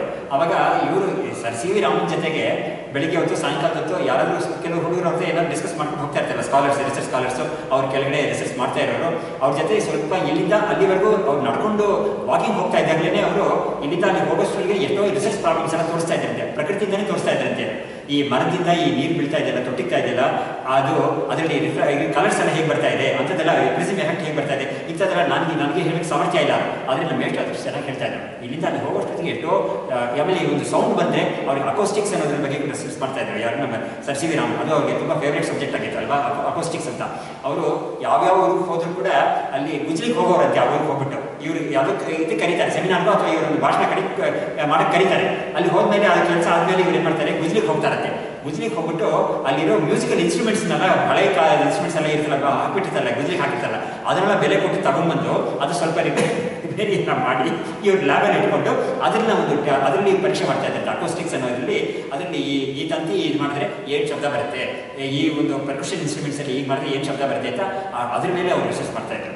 ಹೀಗೆ ಮಾಡೋರು ಅದಕ್ಕೆ ಏನು ಹೇಳಿದಂದರೆ ಅವರಿಗೆ ಅನಾಯಾಸವಾಗಿ ಅವರಿಗೆ ರಿಸರ್ಚ್ ಪ್ರಾಬ್ಲಮ್ಸ್ ಬರೋದು ಆ ಥರ ಇವ್ರಿಗೆ ಮನುಷ್ಯಶಾಸ್ತ್ರಗಳಿಗೂ ಬರುತ್ತೆ ಆ ಥರ. ಅದಕ್ಕಾಗಿ ಅವ್ರ ಇದೆಲ್ಲ ಮಾಡಿದ್ದಾರೆ. ಅಲ್ಲಿ ಅವ್ರು ಏನು ಹೇಳಿದ್ದಾರೆ, ಈ ಅಧ್ಯಾಸ ಅನ್ನೋದನ್ನು ಪ್ರಪ್ರಥಮವಾಗಿ ತೋರಿಸಿದ್ರೇ ಈ ಶಾಸ್ತ್ರಕ್ಕೆ ನಮಗೆ ಪ್ರವೇಶ ಮಾಡೋಕ್ಕಾಗುತ್ತೆ, ಮಾಡ್ತಾನೆ ಒಬ್ಬ ಅಂತ ಇರೋದ್ರಿಂದ ಅದನ್ನು ಮಾಡಿದ್ದಾರೆ ಭಗವತ್ಪಾದರು ಅಂತ. ಆ ವಿಷಯವನ್ನೇ ಇಲ್ಲಿ ಹಾಕಿದ್ದಾರೆ ಅವರು. In the manner of the ಸೂತ್ರ ಭಾಷ್ಯ, ಅದಕ್ಕೆ ಭಾಷ್ಯ ಅಂತ ಹೇಳಿದ್ರು, ಸೂತ್ರಾಸ್ ಅಂತ ಹೇಳಿಲ್ಲ, Sutra Bhashya. The opening stanza in the hymn points out that the world of common parlance is to be traced adhyasa. ಯಾಕಂದರೆ ಈ ಪ್ರಪಂಚದಲ್ಲಿ ಅಧ್ಯಾಸ ಇದೆ ಅನ್ನೋದನ್ನು ಒಬ್ಬ ನೋಡ್ಕೋಬೇಕು, ತನ್ನ ವಿಷಯಕ್ಕೆ ಪ್ರಪಂಚ ವಿಷಯಕ್ಕೆ ಅಲ್ಲಿ ಭಗವತ್ಪಾದರು ತೋರಿಸ್ಕೊಡ್ತಿರ್ತಾರೆ. ಹಾಗಾಗಿ ಅದೇ ಥರ ಇಲ್ಲೂ ಕೂಡ ಏನು ಮಾಡ್ತಾ ಇದ್ದಾರೆ, ಪ್ರಪ್ರಥಮವಾಗಿ ವಿಶ್ವಂ ದರ್ಪಣ ದೃಶ್ಯಮಾನ ನಗರೀತುಗಿಲ್ಯಂ ಅನ್ನೋ ಕಡೆನೇ ಅಧ್ಯಾಸವನ್ನು ತೋರಿಸ್ಬಿಟ್ಟಿದ್ದಾರೆ ಭಗವತ್ಪಾದರು. ಯಾಕಂದರೆ ವಿಶ್ವಂ ಅನ್ನೋದು ದರ್ಪಣದಲ್ಲಿ ಕಾಣಿಸ್ತಾ ಇರೋ ಒಂದು ದೃಶ್ಯವಾಗಿ ಅಲ್ಲಿ ಕಾಣಿಸ್ತಾ ಇರೋ ಒಂದು ರಿಫ್ಲೆಕ್ಷನ್ ಥರ ಇದೆ ಅಂತ ಹೇಳಿದಾಗ ಹೊರಗಡೆ ಇಲ್ಲದೇ ಇರೋದು ಒಂದು ಕಡೆ ಕಾಣಿಸ್ತಾ ಇದೆ ಅಂತಲೇ ಅರ್ಥ ಆಗಿದೆ. ಹಾಗಾಗಿ ಆ ದೃಷ್ಟಾಂತದಲ್ಲಿ ನಾವು ಅಷ್ಟು ತಗೋಬೇಕು, ಅದನ್ನು ತಗೋಬೇಕು. ನಾವು ಹೊರಗಡೆ ಇದೆ ಅದೇ ಇಲ್ಲಿ ಕಾಣಿಸ್ತಾ ಇದೆ ಕನ್ನಡಿ ಒಳಗಡೆ ಅಂತ ಅದು ತಗೋಬಾರ್ದು. ನಾವು ಹೇಗೆ ಕನ್ನಡಿ ಒಳಗಡೆ ಕಾಣಿಸ್ತಾ ಇರುತ್ತೋ ಒಂದು, ಆ ಕನ್ನಡಿ ಒಳಗೆ ಕಾಣಿಸ್ತಾ ಇರೋದು ಸತ್ಯವಲ್ಲವೋ ಹಾಗೆ ನಮಗೆ ನಮ್ಮ ಅಂತಃಕರಣದಲ್ಲೇ ತೋರ್ತಾ ಇದೆ ಈ ಜಗತ್ತು ಅನ್ನೋದು. ಅದು ಹೊರಗಡೆ ಇಲ್ಲದೇ ಇರೋ ಜಗತ್ತು, ಹೊರಗಡೆ ಇರೋ ಥರ ಬಹಿರಿವ ಉದ್ಭೂತಂ ಯಥಾ ನಿದ್ರೆಯ. ಬಹಿರಿವ ಅಂತ ಹೇಳಿದ್ರೆ ಇವಾಗ ಹೊರಗಡೆ ಇರೋ ಥರ. ಇವಾಗ ನೋಡಿ ಎಷ್ಟು ಚೆನ್ನಾಗಿದೆ ಅಂತ ಹೇಳಿದ್ರೆ, ನಮ್ಮ ಸ್ವಪ್ನ ಅನುಭವ ಇದೆ ನಮಗೆ. ಆ ಸ್ವಪ್ನ ಅನುಭವದಲ್ಲಿ ನಮಗೆ ಸ್ವಪ್ನ ಅಂತ ಯಾವಾಗ ಹೇಳ್ತೀವಿ ಅಂತ ಹೇಳಿದ್ರೆ, ಸ್ವಪ್ನದಿಂದ ನಮಗೆ ಎಚ್ಚರ ಆದ್ಮೇಲೆ ತಾನೇ ಸ್ವಪ್ನ ಅಂತ ಹೇಳ್ತೀವಿ. ಆದರೆ ಸ್ವಪ್ನದಲ್ಲಿ ಇರುವಾಗ ಇವಾಗ ನಾವು ಹೇಗೆ ಇದೆಲ್ಲ ಹೊರಗಡೆ ಕಾಣಿಸ್ತಾ ಇದ್ದೀವಿ, ನಮ್ಮಿಂದ ಹೊರಗಡೆ ಇದೆಲ್ಲ ಕಾಣಿಸ್ತಾ ಇದ್ದೀವಿ, ಅದೇ ಥರ ಅಲ್ಲೂ ಕಾಣಿಸ್ತಾ ಇರ್ತೇವೆ ನಮಗೆ. ಹಾಗಾಗಿ ಅನುಭವ ಅಲ್ಲೂ ಹಾಗೇನೇ ಇರುತ್ತೆ ಅದು. ಹಾಗಾಗಿ ಆ ಸ್ವಪ್ನ ಎಕ್ಸಾಂಪಲ್ ಕೊಟ್ಟು ಭಗವತ್ಪಾದರು ಆ ಮೊದಲನೇ ಶ್ಲೋಕದಲ್ಲೇನೆ ಹೇಗೆ ಹೊರಗಡೆ ಇರೋ ಥರ ಅವನಿಗೆ ಒಂದು ಭಾಸವಾಗ್ತಾ ಇರುತ್ತೋ, ಆದರೆ ಹೊರಗಡೆ ವಾಸ್ತವವಾಗಿ ಯಾವುದೂ ಇಲ್ಲವೋ ಅಂತ ಸ್ವಪ್ನ ಎಕ್ಸಾಂಪಲ್ ಒಂದು ಕೊಟ್ಟರು. ಅದೇ ಥರ ಕನ್ನಡಿ ಎಕ್ಸಾಂಪಲ್ ಒಂದು ಕೊಟ್ಟರು. ಈ ಥರ ಎಕ್ಸಾಂಪಲ್ಸ್ ಎಲ್ಲ ಕೊಟ್ಟು ಅವರು ಏನು ಮಾಡಿದ್ದಾರೆ, ಈ ಪ್ರಪಂಚ ಅನ್ನೋದು ಅಧ್ಯಸ್ಥವಾಗಿರೋದು ಅನ್ನೋದನ್ನು ಅವರು ತೋರಿಸ್ಕೊಟ್ರು. ಇದನ್ನು ಇನ್ನೂ ಹೇಳ್ಕೋದ್ರೆ ನಮಗೆ ಈ ಅಧ್ಯಾಸ ಭಾಷೆಯನ್ನೇ ಕೂಡ ಭಗವತ್ಪಾದರು 1 ಪೇಜಲ್ಲಿ ಸುಮ್ಮನೆ ಹೇಳಿದ್ದಾರೆ ಅಷ್ಟೇ. ಅದನ್ನು ಎಷ್ಟು ವಿಸ್ತಾರ ಮಾಡಿದ್ದಾರೆ ಅಂತ ಹೇಳಿದರೆ, ವ್ಯಾಖ್ಯಾನ ಮಾಡೋರು ಪೇಜಾಗಿ ಬರೆದಿದ್ದಾರೆ. ಅದರಲ್ಲಿ ರತ್ನಪ್ರಭಾವ ಆಗಲಿ, ನ್ಯಾಯ ನಿರ್ಣಯ ಅಂತ ಇವರು ಆನಂದಗಿರಿ ಆಗಲಿ, ಭಾಮತಿಕಾರರಾಗಲಿ ಬೇಕಾದಷ್ಟು ಬರೆದಿದ್ದಾರೆ ಅದರಲ್ಲಿ. ಹಾಗಾಗಿ ಆ ಪುಸ್ತಕ ಎಲ್ಲ ಹೇಗಿರುತ್ತೆ ಅಂತ ಹೇಳಿದ್ರೆ, ಈ 3 ವ್ಯಾಖ್ಯಾನ ಇರೋ ಪುಸ್ತಕ ತುಂಬ ಪ್ರಸಿದ್ಧವಾದ ಪುಸ್ತಕ. ಅದರಲ್ಲಿ ಭಗವತ್ಪಾದರ ಭಾಷೆ ಮೇಲ್ಕೊಟ್ಟಿದ್ದಾರೆ, ಕೆಳಗಡೆ ಅವರ ವ್ಯಾಖ್ಯಾನಗಳಿರುತ್ತೆ. ಆದರೆ ಎಷ್ಟೋ ಪೇಜ್ಗಳಲ್ಲಿ ಸುಮಾರು ಒಂದು 40-50 ಪೇಜ್ಗಳಿಗೆ ಏನಿದೆ ಅಂದರೆ ಭಗವತ್ಪಾದರ ಭಾಷೆಯ ಮೇಲ್ಗಡೆ ಮಾತ್ರ ಒಂದು ಲೈನ್ ಇರುತ್ತೆ ಅಷ್ಟೇ. ಬಾಕಿ ಈ ಪೇಜ್ ಪೂರ್ತಿ ಇವುಗಳ ವ್ಯಾಖ್ಯಾನ ಇರುತ್ತೆ. ಹಾಗಾಗಿ ಅಷ್ಟೊಂದು ಮಾಡಿದ್ದಾರೆ. ಅದರಲ್ಲಿ ಏನು ಮಾಡಿದ್ದಾರೆ, ಅಧ್ಯಾಸ ಅನ್ನೋದನ್ನು ಅರ್ಥಾಧ್ಯಾಸ, ಜ್ಞಾನಾಧ್ಯಾಸ ಅಂತ ಅದನ್ನು ವಿಂಗಡಣೆ ಮಾಡಿ ಅದನ್ನೆಲ್ಲ ಹೇಳ್ಕೊಂಡು ಹೋಗಿದ್ದಾರೆ. ಆದರೆ ಭಗವತ್ಪಾದರು ಈ ಶಬ್ದಗಳು ಉಪಯೋಗಿಸದೆ ಹೋದರೂ ಕೂಡ ಇವುಗಳೆಲ್ಲ ಆ ಅಧ್ಯಾಸ ಭಾಷೆಯಲ್ಲಿ ತುಂಬಿದ್ದಾರೆ. ಹಾಗಾಗಿ ಜ್ಞಾನಾಧ್ಯಾಸ ಅಂದರೆ ಏನು ಅಂತ ಹೇಳಿದ್ರೆ, ನಮ್ಮ ಬಗ್ಗೆ ಇರೋ ಅಧ್ಯಾಸಕ್ಕೆ ಜ್ಞಾನಾಧ್ಯಾಸ. ಅರ್ಥಾಧ್ಯಾಸ ಅನ್ನೋದು ಏನಂದರೆ ಹೊರಗಡೆ ಇರೋ ಪ್ರಪಂಚದ ಬಗ್ಗೆ ಇರೋದಕ್ಕೆ ಅರ್ಥಾಧ್ಯಾಸ ಅಂತ ಹೆಸರು. ಹೀಗೆ ಇದು ಎರಡನ್ನೂ ಕೂಡ ಅವರು ಅದರಲ್ಲಿ ತೋರಿಸ್ಕೊಟ್ಟಿದ್ದಾರೆ. ಅದನ್ನು ಕೂಡ ಇಲ್ಲಿ ಎಲ್ಲೂ ಎಷ್ಟು ತೋರಿಸ್ತಾ ಇದ್ದಾರೆ. In the manner of the ಸೂತ್ರ ಭಾಷ್ಯ, ಜ್ಞಾನಾಧ್ಯಾಸ ಅಂದರೆ ನಮ್ಮ ಬಗ್ಗೆ ಇರೋ ಅಧ್ಯಾಸ, ನಮ್ಮ ಬಗ್ಗೆ ನಮ್ಮ ತಿಳುವಳಿಕೆ ತಪ್ಪಾಗಿರೋದು ಅಂತ ಆ ಅಧ್ಯಾಸ. ಅರ್ಥಾಧ್ಯಾಸ ಅನ್ನೋದು ಪ್ರಪಂಚದ ಬಗ್ಗೆ, ಅದು ಅಧ್ಯಾಸ ಅಂತ. ಅದು ಅರ್ಥಾಧ್ಯಾಸ. ಅರ್ಥ ಅಂದರೆ ವಿಷಯ ಅಂತ ಅಷ್ಟೇ. ಅರ್ಥ ಅಂದರೆ ಮೀನಿಂಗ್ ಅಂತ ಅಲ್ಲ. ಸಂಸ್ಕೃತದಲ್ಲಿ ಅರ್ಥಕ್ಕೆ ಬೇರೆ ಬೇರೆ ಅರ್ಥಗಳಿದೆ. ಅರ್ಥ ಅಂತ ಮೀನಿಂಗ್ ಅಂತ ಅರ್ಥನೂ ಇದೆ ಅರ್ಥಕ್ಕೆ, ಶಬ್ದಕ್ಕೆ. ಅರ್ಥ ಅಂದರೆ ಪ್ರಯೋಜನ ಅಂತ ಒಂದು ಶಬ್ದ ಇದೆ. ಪ್ರಯೋಜನ ಇದು ಅರ್ಥವಂತ, ಅನರ್ಥಮ್ ಅಂತ ಬರುವಾಗ ಆ ಅರ್ಥಮ್ ಅಂತ ಕೇಳಿದ್ರೆ ಅಲ್ಲಿ ಹಣಕಾಸು ಅಂತ ಹೇಳ್ತೀವಲ್ಲ, ಅರ್ಥಶಾಸ್ತ್ರ ಅಂತ ಹೇಳಿದ್ರೆ ಎಕನಾಮಿಕ್ಸ್ ಅಂತ, ಅದು ಅರ್ಥನ ಬರುತ್ತೆ. ಸೊ ಬೇಕಾದ ಶಬ್ದ ಇದೆ. ಒಂದು ಏನು ಹೇಳಿದ್ರೆ ವಿಷಯ ಅಂತ. ಹೀಗಾಗಿ ಇದರಲ್ಲಿ ಅವರು ಹೇಳ್ತಾ ಇದ್ದಾರೆ, ಇನ್ manner of the Sutra Bhashya, the opening stanza in the hymn points out that the world of common parlance is to be traced adhyasa ಅಂತ ಹೇಳಿದ್ರು. That is superimposition of the non self upon the self, atmani anatmadhyasa ಅಂತ. ಹಾಗಾಗಿ ಆತ್ಮನಲ್ಲಿ ಅನಾತ್ಮನ ಒಂದು ಅಧ್ಯಾಸ, ಆತ್ಮ ಅಂತ ಒಂದು ಚೈತನ್ಯ ಸ್ವರೂಪ ಇದೆ, ಅದರಲ್ಲಿ ಅನಾತ್ಮನ ಒಂದು ಅಧ್ಯಾಸ ಆಗೋಗ್ಬಿಟ್ಟಿದೆ. ಅದರಲ್ಲಿ ಅದು ಯಾವುದು ಅಂತ ಹೇಳಿದ್ರೆ ದೇಹವನ್ನು ಅಭ್ಯಾಸ ಮಾಡಿಬಿಟ್ಟಿದ್ದೀವಿ ನಾವು ಅಂತ. ಹೀಗೆ ಇದನ್ನು ಎಕ್ಸ್ಟೆಂಡ್ ಮಾಡಿದ್ರೆ ಏನಾಗುತ್ತೆ, ಆತ್ಮನಲ್ಲಿ ಇಡೀ ಪ್ರಪಂಚವನ್ನು ಕೂಡ ಅಭ್ಯಾಸ ಮಾಡಿದ್ದೀವಿ ಅಂತ ಬರುತ್ತೆ. ಅದು ಅದನ್ನು ಮೊದಲು ಶ್ಲೋಕದಲ್ಲಿ ತೋರಿಸ್ಬಿಟ್ರೆ ಭಗವತ್ಪಾದರು ಇಡೀ ಪ್ರಪಂಚ ಅಂತ ನೀನು ಯಾವುದು ನೋಡ್ತಾ ಇದೆಯೋ, ಸ್ವಪ್ನದಲ್ಲಿ ಕೂಡ ಇಡೀ ಪ್ರಪಂಚವನ್ನು ನೀನು ನೋಡಿದ್ಯಲ್ಲ ನೀನು, ಅದೇ ಥರ ತಾನೇ ಇಲ್ಲೂ ಕೂಡ ಅನ್ನೋದನ್ನು ಅವರು ತೋರಿಸ್ಕೊಡ್ತಾ ಇದ್ದಾರೆ. ಜಾಗೃತದಲ್ಲೂ ಕೂಡ ಅದೇ ಥರನೇ ಅಂತ ತೋರಿಸ್ತಾ ಇದ್ದಾರೆ. ಇಲ್ಲಿ ನಾವು ನಿಲ್ಲಿಸಿರೋಣ. ಸ್ವಲ್ಪ ಟೈಮ್ ತಗೊಂಡ್ಬಿಟ್ಟೆ, 5 ಕಾಲ ನಿಲ್ಲಿಸೋಕ್ಕಾಗಲಿಲ್ಲ ನನಗೆ, ಗೊತ್ತಾಗಲಿಲ್ಲ ನನಗೆ, ಟೈಮ್ ಹೋಗಿದ್ದು ಗೊತ್ತಾಗಲಿಲ್ಲ. ಅವರು ಒಂದು 5 ಸ್ವಲ್ಪ ಹೋಗಬೇಕು ಅಂತ ಮಾಡಿದ್ರು ಮುಂಚೆ, ಆಗಲಿ ನಿಲ್ಲಿಸಿರೋಣ ನಾವು.